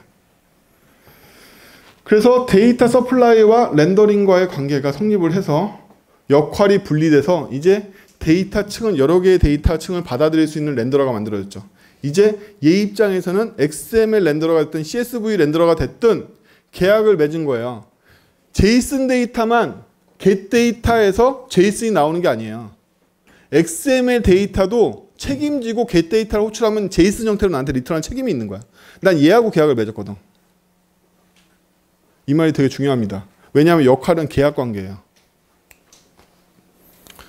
그러면요. 제이슨 데이터를 다시 돌아가서 보면요. 여기서 제이슨 데이터를 주고 있잖아요. 제이슨 데이터라는 클래스는 실제로 get 데이터를 구상했을 때 get 데이터의 리턴 값으로 제이슨 데이터를 주고 있단 말이에요. 그렇죠? 근데 여기서 get 데이터를 통해서 제이슨을 얻은 이유 말인데요. 여러분들 이게 제이슨인 거 어떻게 아셨어요?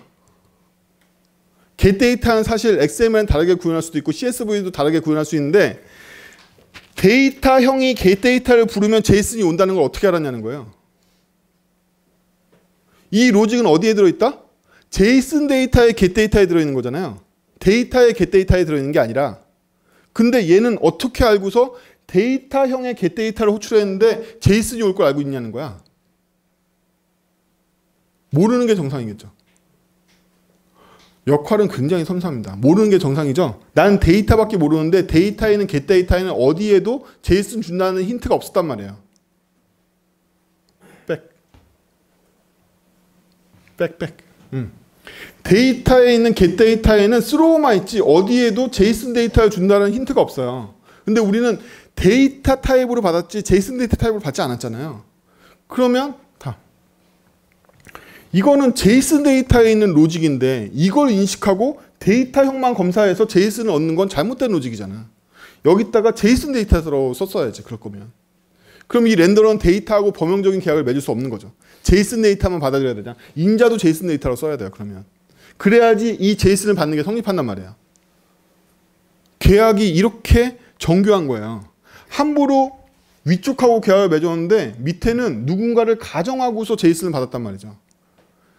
내가 데이터를 받지만 얘는 아마 제이슨 데이터일걸? 이러니까 제이슨을 받을 수 있다고 생각했겠지.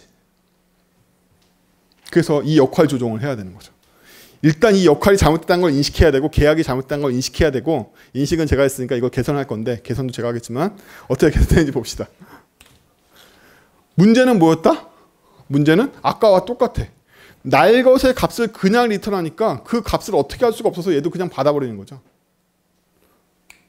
따라서 우리는 표준 인포메이션 형을 정의할 거예요. 인포라는 형을 정의하겠습니다. 이 인포에는 타이틀 헤더 아이템스라는 정확한 필드를 갖고 있는 형을 정의하게 됩니다. 일반적으로 VO 객체라고 불러요. 밸류 오브젝트라고 해서. 그러면요, 얘는 시그니처가 생성자에서 제이슨을 받아들여서 제이슨에 이 세 가지 요소가 있는지를 보고 세 가지 요소 중에 마음에 안 드는 새끼 있으면 다 죽여버리려고 그러는 거고.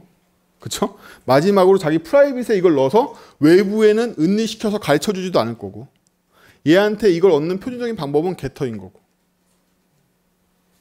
그쵸? 우리는 이제 인포 객체를 만들었으니까 인포 클래스를 이용해서 더 이상 날 것의 데이터를 보내지 않고 강타입으로 보낼 거예요. 강타입으로.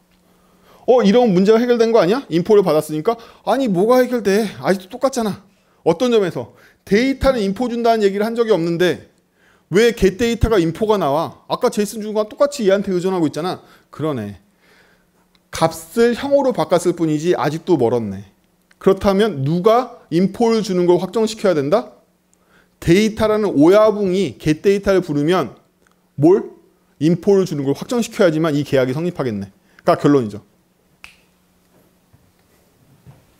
따라서 데이터는 예전에는 get 데이터가 스로우를 던지고 있었는데 이제 getData가 데이터의 메소드가 돼서 인포를 리턴하는 걸 보장하고 구상 클래스들은 얘의 재료인 언더 getData만 제공하는 역할이 줄어들어서 야 니네 새끼들 말썽을 키지 말고 바깥쪽에 접객 자체를 하려고 그러지 마.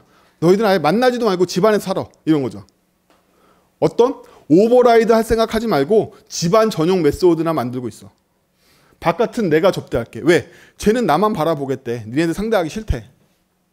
그래서 바깥에 접대용 메소드는 얘만 갖고 있고 얘네들은 뭐만 오버라이드 할 수 있다? 집안 사정용 메소드만 오버라이드 할 수 있는 거죠. 코드로 돌아가면 데이터가 실질적으로 getData에서 뭘? 인포를 접대하고 있으니까 확정이죠. 이제 더 이상 렌더러의 코드는 모순되지 않아요. 데이터형만 확인하면 인포를 얻는 게 확정이기 때문에. 그러면 얘는 어떻게 해서 인포를 얻느냐는 집안 사정용 메소드인 언더 getData를 구상 클래스한테 호출해서 그걸 받아가지고 얘가 인포메이션 객체로 바꿔주겠죠. 따라서 제이슨 데이터는 예전의 영광을 찾지 못하고 언더 getData밖에 오버라이드 못하는 걸로 권한이 축소된 거죠. 더 이상은 getData 같은 외부 접대용 오버라이드를 할 수 있는 권한이 축소된 거예요. 여러분들 역할은요. 권한과 책임이라는 양면으로 되어 있습니다. 둘은 정확하게 동일해야 돼요. 동일하지 않으면 어떤 일이 일어날까요? 저한테 무소불위의 권위가 있는데 권력이 있는데 책임을 하나도 안 져. 문제가 생기죠. 저한테 책임이 엄청나게 많은데 권한은 하나도 없어. 문제가 생기죠. 객체지향에서 똑같아요. 제이슨 데이터의 권한이 더 이상 바깥쪽 getData를 오버라이드 할 수 있는 권한을 없애버렸기 때문에 얘의 책임도 내부 사정까지만으로 줄죠. 여기까지만으로. 그렇죠? 바깥쪽에 알려지지 않는다는 거예요. 얘의 악행이 이 집안 바깥을 나가지 않아. 얘가 사고 친 게. 바깥쪽에서는 얘만 바라보니까. 그렇죠? 그래서 얘의 권한이 축소되면서 책임도 축소되는 거죠. 뻥 나봤자 내부 사정이고 바깥쪽에 어쨌든 인포는 잘 받을 거야. 이런 거죠. 그래서 권한 관계를 나누는 거예요. 책임 관계를 나누고. 그래서 얘는 제이슨 받아온 걸 갖다가 정리해가지고 바깥쪽에다가 이 제이슨은 그냥 던졌는데 XML 같은 경우에는 제이슨은 바꿔서 줘야 되고 뭐 해야 되고 여러 가지 절차를 받겠죠. 그럼 얘가 준 데이터가 뭘로 가공되죠? 강타입인 인포로 변환되죠. 그렇죠? 그러면 이것도 자세히 보세요. 굉장히 어려운 건데 미세하게 보세요. 이 데이터라는 부모는요. 오야붕이긴 한데 사실은 하수인 같은 녀석이에요. 중개인이에요. 중개인. 자식이라는 개념은요. 우리가 이해하기 편하게 쓰려고 그러는 거지 이거 완전히 다른 객체죠. 예, 이거 다른 객체입니다. 자기 객체가 아니에요. 다른 객체예요. 상속받은 객체잖아요. 얘잖아요. 이건 제이슨 데이터예요. 객체지향에서 부모 자식은요. 한 몸이 아닙니다. 실제로 메소드 인스턴스가 다 다르게 생성돼요. 여러분들 상속받은 클래스가 상속이 3단계면 메모리상에는 인스턴스 3개 생겨요. 응? 진짜로 다른 객체야. 얘가 상속받았으니까 얘를 뉴때리면 제이슨 데이터 객체도 생기고요. 추상적으로 생각하는 거예요. 데이터 객체도 생긴단 말이에요. 그러면 이 둘 사이의 대화는 뭐냐면 얘는 제이슨 데이터 객체란 말이죠. 지금 이 언더 getData를 나한테 주는 이 대상은 자식놈이야. 나 자신이 아닌 거예요. 그러면 얘가 준 데이터를 얘는 지금 가공하나요? 안 하죠. 안 하고 누구한테 줘요? 인포한테 그냥 준 거죠. 자식이 준 데이터를 그냥 인포한테 넘기기밖에 안 했잖아요. 그럼 자식이 준 데이터가 좋은 데이터인지 나쁜 데이터인지는 누가 지금 검사하고 있어요? 인포가 검사하고 있는 거죠. 그쵸? 그럼 얘는 부모도 아니잖아. 자식 새끼 한 거 그냥 토스해가지고 얘한테 혼나게 만드는 거잖아요. 부모도 아니잖아. 어쨌든 책임을 보면 얘의 책임 범위는 지금 어디로 되어 있다? 구상 클래스의 데이터를 하수인한테 중개해가지고 인포한테 전달한 데까지만 책임을 지고 있는 거고 그 데이터가 올바른지 이 각각의 구상 데이터의 데이터가 올바른지는 얘가 책임지고 있는 거란 말이에요. 이렇게 역할을 분리해 놓은 거란 말이에요. 이 짧은 사이에 각자의 역할에 맞게. 그럼 데이터에 잘못된 점이나 이런 부분이 생겼어. 데이터를 수정해야 돼. 그러면 구상 클래스의 데이터를 공급한 부분을 수정하겠죠. 즉시 이 수정이 어디에 적용돼야 된다? 여기에서 밸리데이션에 통과하게끔 했는지를 얘가 검사해 버린다는 거죠. 아까 단순했던 데이터 공급 체인이 각 객체가 들어오고 강타입이 변하면서 각각의 역할들이 확 분리가 돼서 부분적으로 어디에서 문제가 생긴 건지 누가 검증을 잘못한 건지 얘 검증 로직을 더 강화해야겠어. 얘가 공급하는 게 잘못된 것 같아. 금방금방 수정 범위를 알 수 있게 된다는 거예요. 누구 잘못인지. 역할을 정교하게 나눴기 때문에. 그래서 이제 코드가 데이터형을 받아서 getData를 때리면 인포를 얻어가 완전하게 성립하게 됐네요. 모순 없이. 그쵸? 내가 받아온 인자가 데이터형이라면 get 데이터를 호출해서 나는 인포를 받을 것이야. 가 더 이상 모순이 없게 됐네요. 그쵸? 네. 객체지향은 결국에는 역할과 책임에 맞는 형을 분리해서 격리 구간을 나누고 상호 간의 객체 통신을 할 때 프로토콜 기반으로 통신합니다. 프로토콜 기반인 건 서로 약속 간에 통신하는 거예요. 약속을 어긴 코드가 나오면 즉시 오염되고 즉시 망가져요. 즉시 망가집니다. 여러분들이 찾기 어려워요. 왜? 여러분들이 테스트한 코드 한정으로 잘 돌고 있었던 거죠. 아까 우리가 짰던 제이슨 데이터 기반의 데이터가 넘어왔을 때만 잘 되고 있는 척을 했던 거란 말이죠. 나중에 동료가 미래에 내가 XML 데이터를 같은 컨텍스트에서 만들어서 집어 던지면 박살나는 코드였던 거죠. 그렇죠? 하지만 얘는 그거에 대항할 수 있게 된 거죠. 어떻게? 야, XML 데이터 그렇게 짜면 안 돼. 이렇게. 그거 인포도 통과 못 하잖아. 인포 통과 못하면 어차피 렌더링 안 될 거야. 이렇게 얘기할 수 있게 된다는 거죠. 역할 책임에 따라서. 그렇죠? 그래서 데이터 서플라이어와 렌더러와의 관계의 역할 분리에 대해서 알아보았습니다. 이게 끝이면 얼마나 행복해. 그렇죠? 이게 끝이면 얼마나 행복해. 우리는 여기까지의 역할 분리를 뭐라고 부르냐면 도메인 모델이라고 부릅니다. 도메인 모델과 도메인 모델이 아닌 것들은 어떻게 구분하느냐? 굉장히 간단해요. 순수한 자바스크립트 객체로만 돼 있으면 도메인 모델입니다. 돔도 관여하지 않고 캔버스도 관여하지 않고 노드 객체도 관여하지 않고 IO도 관여하지 않고 쿠키도 나오지 않고 오직 자바스크립트의 변수 메모리들만 사용하고 있다면 걔네들은 어쨌든 다 도메인이에요. 어쨌든 다 도메인이다. 중간에 패치 같은 IO가 개입했는데 데이터 공구번이잖아. 그 로컬 스토리지 쓴다고 안 되겠냐. 어쨌든 데이터로만 되어 있는 순수한 구조체들은 다 도메인 모델에 들어가게 됩니다. 그에 비해서 도메인 모델이 아닌 애들은 하나라도 네이티브 객체가 나오면 끝장인 거예요.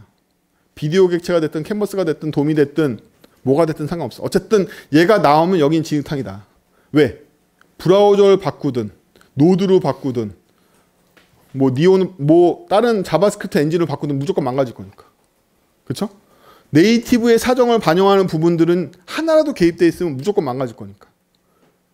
그러면 우리는 도메인과 네이티브를 분리하지 않으면 어떤 불상사에 일어나죠? 로직을 i8에서 9를 올릴 때 다시 짜야 돼. 둘이 혼종돼 있으니까. 그쵸? i9에서 10으로 짤 때 로직을 다시 다 짜야 돼. 전체 다를 다 검사해야 되는 거죠. 두 개가 혼재돼 있으면. 하지만 도메인 모델을 깨끗하게 분리하고 네이티브로 분리했다라면 네이티브 부분만 고칠 수 있겠죠. 기본적으로 데이터 로직 전체에서는 모순이 안 생길 테니까. 네이티브 사용만 바꿔주면 되니까. 그래서 도메인 패턴이라는 건 마틴 파울로 아저씨가 만든 패턴인데 트랜지션 패턴에 대응하기 위해서 좀 더 확장된 개념으로 보면 도메인이라는 건 순수한 데이터 구조체인 거고 순수한 데이터 구조체가 아니라는 건 뭐냐면 네이티브 플랫폼이나 OS 플랫폼 등에 관여되어 있는 코드가 조금이라도 삽입되어 있으면 얘네들은 네이티브 코드라고 부른다. 우리는 철저하게 네이티브 코드로부터 도메인 코드를 분리해야지만 네이티브 사정에 변화하지 않는 큰 덩어리를 얻어서 네이티브 부분만 조금만 수정할 수 있게 격리시킬 수가 있다. 격리 전략인 거예요. 네이티브의 코드는 변화율이 다르다는 거죠. 나 표하고 싶은데 div 하고 싶은데 나 캔버스로 할 건데 이 마음이 변주 끊는 게 아까 데이터 로직하고는 굉장히 다른 변화율을 갖고 있단 말이지. 크롬 72가 나왔는데 왜 안 돌아요? 이 변화율이 우리 통제권에 있지도 않아. 네이티브 객체를 무조건 격리하지 않으면 나머지 모든 격리 전략의 성과는 거의 없어져요. 그래서 렌더러와 네이티브 객체를 분리할 거예요. 왜? 렌더러 자체를 없앨 수는 없죠. 왜? 렌더러에게 데이터 서플라이어 관계가 합력됐으니까. 중요한 건 렌더러가 그림을 그릴 때 아까 콘솔 로고로 끝냈지만 콘솔 로고 끝내지 않고 네이티브 사정에 맞는 그림을 그린 코드를 완전히 분리해 줘야 된다는 거죠. 그래야지 브라우저가 바뀔 때 플랫폼이 바뀔 때 여기만 건드릴 거 아니야. 이만큼의 코드 70% 이상의 코드가 그대로 재활용됩니다. 여러분의 코드를 노드로 옮겨도 이만큼은 살아있겠죠. 여러분들의 코드를 웹GL로 바꿔도 이만큼은 살아있을 거란 말이에요. 여기만 바꾸면 되니까. 가장 필수적인 전략이에요. 입문서가 아니죠. 제 스터디는 입문서가 아닙니다. 그리고 멋진 말을 하거나 아카데믹하게 잘 돌아가는 척하는 샘플을 정교하게 만들어서 시연하는 데가 아니에요.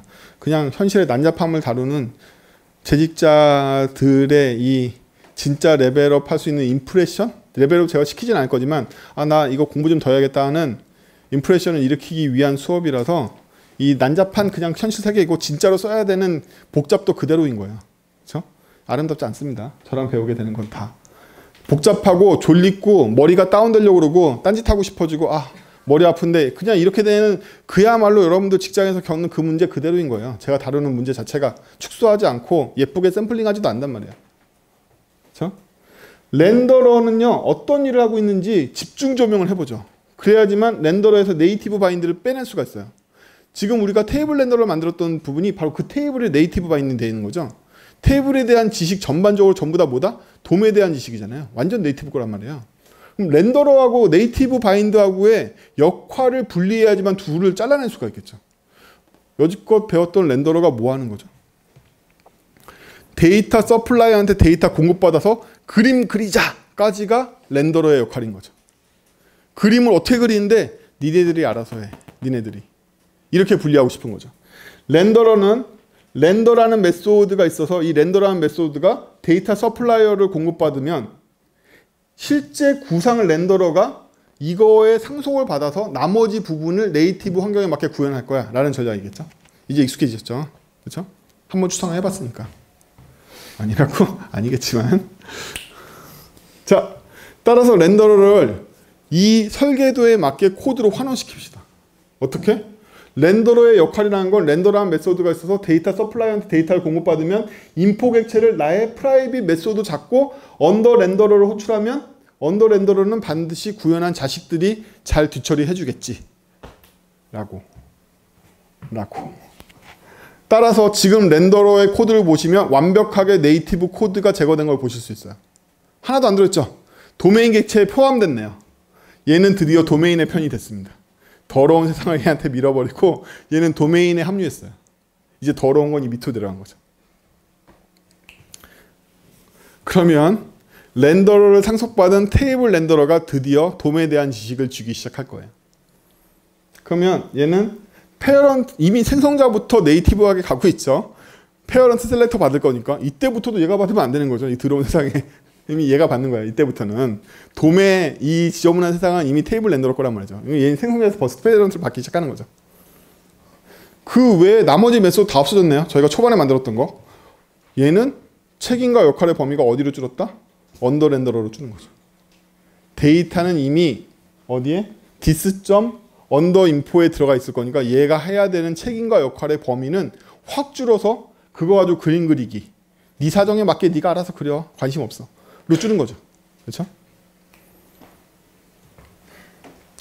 페어런트 검사 로직 똑같고요. 상속받았으니까 슈퍼 불러줘야 되고 이것도 통과 못하면 슈퍼 부를 가치가 없으니까 그 다음번에 슈퍼 부른 거예요. 그 다음에 언더 페어런트에도 잡았어요. 아까는 프라이빗 심볼 쓰고 뭐하고 하더니 전시용이야? 네, 전시용 귀찮아요. 그냥 언더 쓰겠습니다. 평소에 언더 씁니다. 예, 여러분 너무 빡빡하게 하지 마세요.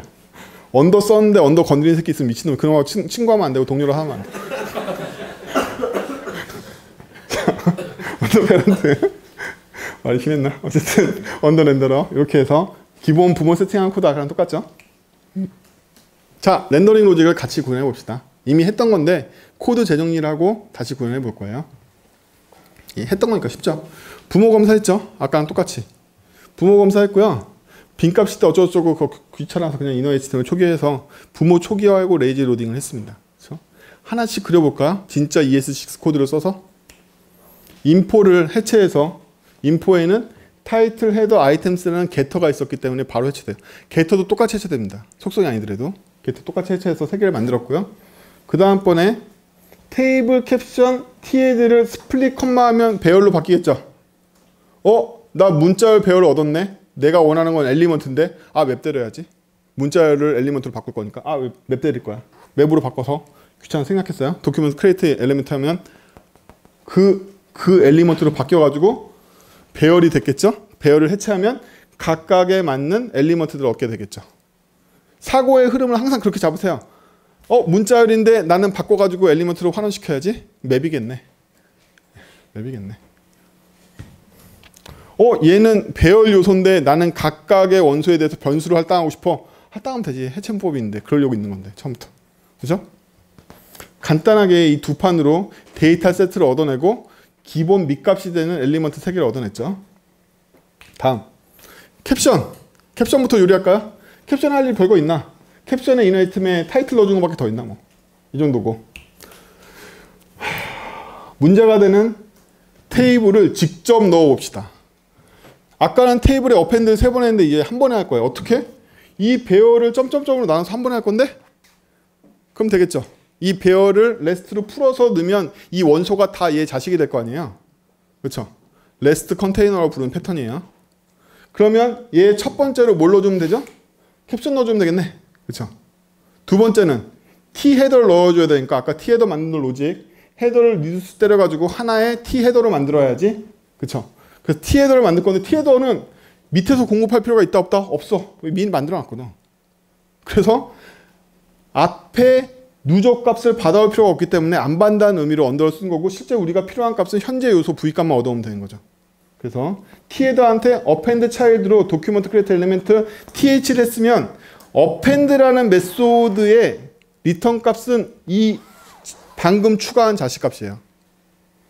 그냥 돈 메소드 딸딸 외우세요. 개발자라면. 돈 메소드. append child가 리턴하는 건 방금 인설트 했던 자식 객체가 나온다. 그럼 이 append 괄호까지 리턴 값이 th일 거 아니에요. th의 inner html에다 우린 v를 넣고 싶은 거잖아. 그렇죠? 그리고 얘가 리턴하고 싶은 값은 다시 t헤드를 리턴 안 해도 그만이에요. 어차피 의존하지도 않아. 근데 리턴하는 이유는 뭐죠? 마지막에 리듀스가 t헤드로 병합되길 원하니까. 얘가 리턴되면 원래 일로 들어오는데 이거 우리 관심도 없잖아요. 스코프로 잡혀 있어가지고. 그런데도 리턴하는 이유는 마지막 취합 결과가 t헤드가 돼서 테이블의 자식이 되게 하려고 보내주고 있는 거예요.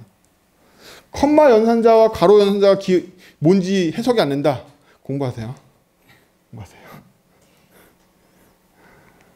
이거 어차피 교환 공개되거든요. 이게 왜 이러지? 궁금하신 문법 있으시면 물어보셔도 되고요. 여러분들 가독성이라는 건요. 여러분들이 문법이나 스펙이 얼마나 친숙하냐, 얼마나 정교하게 아느냐에 달려있는 거지. 여러분들은 코드를 굉장히 간단하게 분리하시죠. 내가 짰으면 좋은 코드, 남이 짜면 레거시 이렇게 분리하시잖아요. 그렇죠? 내가 짠 스타일은 좋은 컨벤션, 남이 짜면 거지같이 짰어. 이렇게 된 거잖아요. 본인이 못 알아보는 건 상관없이 코드가 바르냐 안 바르냐는 본인의 지식량에 달려 있습니다. 왜 이렇게 난해하겠죠? 가독성이 떨어지네? 여러분들한테 가독성이 떨어질 수 있겠죠. 각각 메소드가 뭘 의미하는지 모르면, 괄호 연산자가 뭔지 모른다면, 컴마 연산자가 어떻게 지연된 값을 리턴하는지 모른다면, 아니 아는 사람이 보기엔 넌 연산자도 모르냐? 이렇게 보일 거 아니야. 그렇죠? 가독성이라는 게 고작 그 정도입니다. 그래서 본인의 가독성이 떨어지니까 더 친절하게 풀어줘야 돼. 왜? 그럴 거면 리듀스 다 포로 쓰라고 그러지. 맵도 다 포로 쓰라고 그러지. 난 포밖에 모르니까. 가독성의 정체가 나는 포밖에 모른다요. 그렇죠? 지식과 가독성을 혼동해서 본인 기준으로 판단하시는 우를 범하시면 금세 꼰대 되고 그게 아닌 애들이 몰려와가지고 깔 거란 말이에요. 저 꼰대 아저씨는 말이 안 통한다고. 조심하셔야 돼요. 왜냐하면 기술의 흐름이 너무 빠르기 때문이죠. 어제까지 내가 정답인데 다음날 스펙 발표되고 내가 꼰대야. 그런 세상이에요. 여러분들이 잘못한 게 아니라 제가 말씀드리고 싶은 거는 ES8까지 내가 달통했어. ES9에 갑자기 스펙이 추가돼. 갑자기 꼰대 된다니까요. 야, 요즘 세상에 누가 그렇게 쓰냐? 그 얘기가 그 다음날 나오는 거야. 이 기술의 흐름 속에 여러분들의 직업이 있습니다. 그래서 T 헤더를 포함시키는 데 정리를 했고 마지막으로 아이템스는 이게 바로 2단 레스트 페어 이 패턴이라는 거예요. 레스트는 계속 패턴을 쓸 수 있거든요. 그러면 이 안에 얘네들이 원소로 들어갔으니까 얘를 다시 풀었으면 이거 전체가 예쁘게 다 들어가겠죠? 우리는 문법상 지원되기 때문에 포를 사용하지 않습니다. 이 정도 규모에서도 포 따위는 필요 없어요. 그렇죠? 자, 아이템스는 아까와 똑같은 니즈로 맵을 걸어서 TR로 바꾸고 싶은 게 우리의 니즈였고 근데 아이템스 자체가 배열했기 때문에 리듀스를 통해서 TR로 바꿔야지 이하동문. 그렇죠?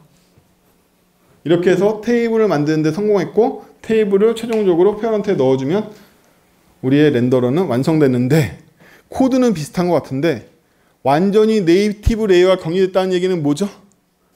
뭐긴 뭐야. 우리는 div 렌더러도 만들기 편하고 캔버스 렌더러를 만들기도 편하고 그 코드를 짤 때 뭐만 신경 쓰면 된다? 캔버스만 신경 쓰면 돼.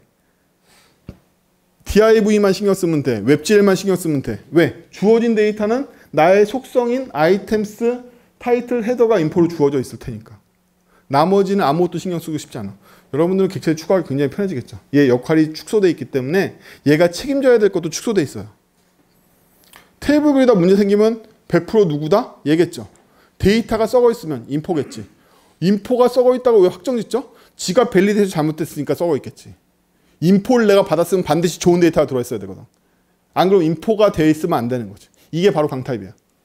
데이터가 썩어 있으면 누구 책임이냐면 100% 인포 책임이다. 제이슨 데이터 책임이 아니야. 인포는 뭘 나한테 보장해 줘야 되냐면 인포를 네가 가져오면 언제나 완벽한 데이터가 들어있어를 보장해 줘야 돼. 이렇게 안 짜시면 강타입이 지원되는 언어 써도 아무 소용없어요. 여기에 왜 밸리데이션 코드가 없느냐? 받아온 인포가 인포 객체이기 때문에 이렇게 파싱하면 아무런 밸리데이션 필요가 없는 거야. 왜? 인포가 다 보장해 주니까. 여기 안 들어왔겠지. 인포에 쓰러고 걸렸겠지.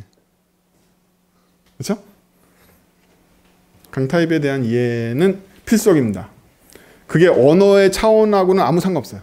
타입에 의존적으로 짠다는 거에 대해서 역할을 분리할 때 타입한테 역할을 민다는 거에 대해서 기본적으로 이해가 약하면 이후 모든 객체 지향에 대한 디자인 패턴이 이해되지 않아요. 그래서 이 코드는 밸리데이션이 안 보여서 되게 불안정할 것 같고 이럴 것 같지만 굉장히 안정적인 코드가 돼 있는 거죠. 프로토콜상 안정적일 수밖에 없어. 뻥나지 않아. 우리는 버그가 나도 이 버그는 안 날 거야. 절대로. 얘 책임은 아니야. 어쨌든. 얘 책임은 아니야. 그래서 여러분들이 제대로 역할 분리를 했다면 그 증거는 뭐냐면 코드를 사람처럼 대할 수 있게 돼요. 야, 인포 그 새끼 무슨 사고 친 거냐? 이렇게. 야, 그 테이블 렌더러 좀 가봐. 그 새끼 뭐 한 거야 대체? 이렇게 대화하게 된다는 거예요. 정상입니다. 여러분들 역할을 제대로 분리한 객체 지향을 짜게 되면 객체가 사람처럼 구는 게 정상이에요. 걔 책임이니까. 왜 사람처럼 구냐면 인간 같아서가 아니야. 사람의 어떤 면? 책임과 역할을 갖고 있기 때문에 걔랑 대화하게 되는 거야. 야, 이거 누가 저지른 거야? 누구 책임인데? 사람하고 하는 대화가 굉장히 비슷해진다는 거예요. 개발 자체가. 역할 분리 제대로 했다면. 그것인가? 그래서 오늘 여기까지 할 거고요. 오늘 여기까지가 뭐였다고 그랬죠? 워밍업. 아직 디자인 패턴 잘 안 들어갔죠? 중간중간에 잠깐 템플릿 메소드 패턴이 나오긴 했지만 자, 디자인 패턴 안 들어갔잖아요. 워밍업. 그냥 ES6 좀 친숙하신가? HTML 친숙하신가? 객체 지향 좀 아나? 뭐 이렇게 워밍업 한 거거든요. 오늘 거 과제는요.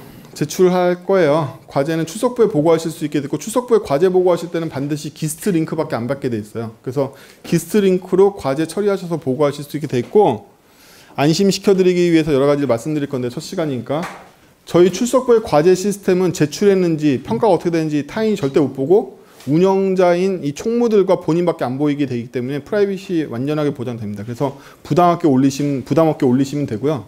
아무한테도 안 보여요. 점수고 보고 올린 링크조차도 안 보여요. 그래서 심지어 이런 불만도 있어요. 남이 올린 거 보고 같이 공유하고 싶은데 남의 링크가 하나도 안 보여서 보이게 해주면 안 되나요? 뭐 이런 요청도 있었거든요. 안 보입니다. 안 보이니까. 그리고 과제 제출은 마음대로 하시면 돼요. 안 하셔도 되고 괜히 하셔봐야 저희 할 일만 늘어나죠. 채점만 하고. 그리고 출석부에 가면 오늘 찍은 영상인 한 이틀 정도 편집돼서 올라오고요. 보통 교환은 바로 올라오는데 지금 교환 이게 끝장인데 숙제 안 붙어 있었잖아요. 그럼 또 제가 숙제 여기다 붙여서 내야 되니까 약간 더 걸릴 수도 있고 그런 느낌으로 앞으로 진행될 거예요. 6강 동안. 기타 아까 말씀드린 대로 오늘 첫 시간이었기 때문에 수업 수준에 대해서 1단계에서부터 5단계까지 정리해가지고 얼마나 어려운지에 대한 설문 한번 돌릴 테니까 많이 협조들 해주시고요. 수고하셨습니다.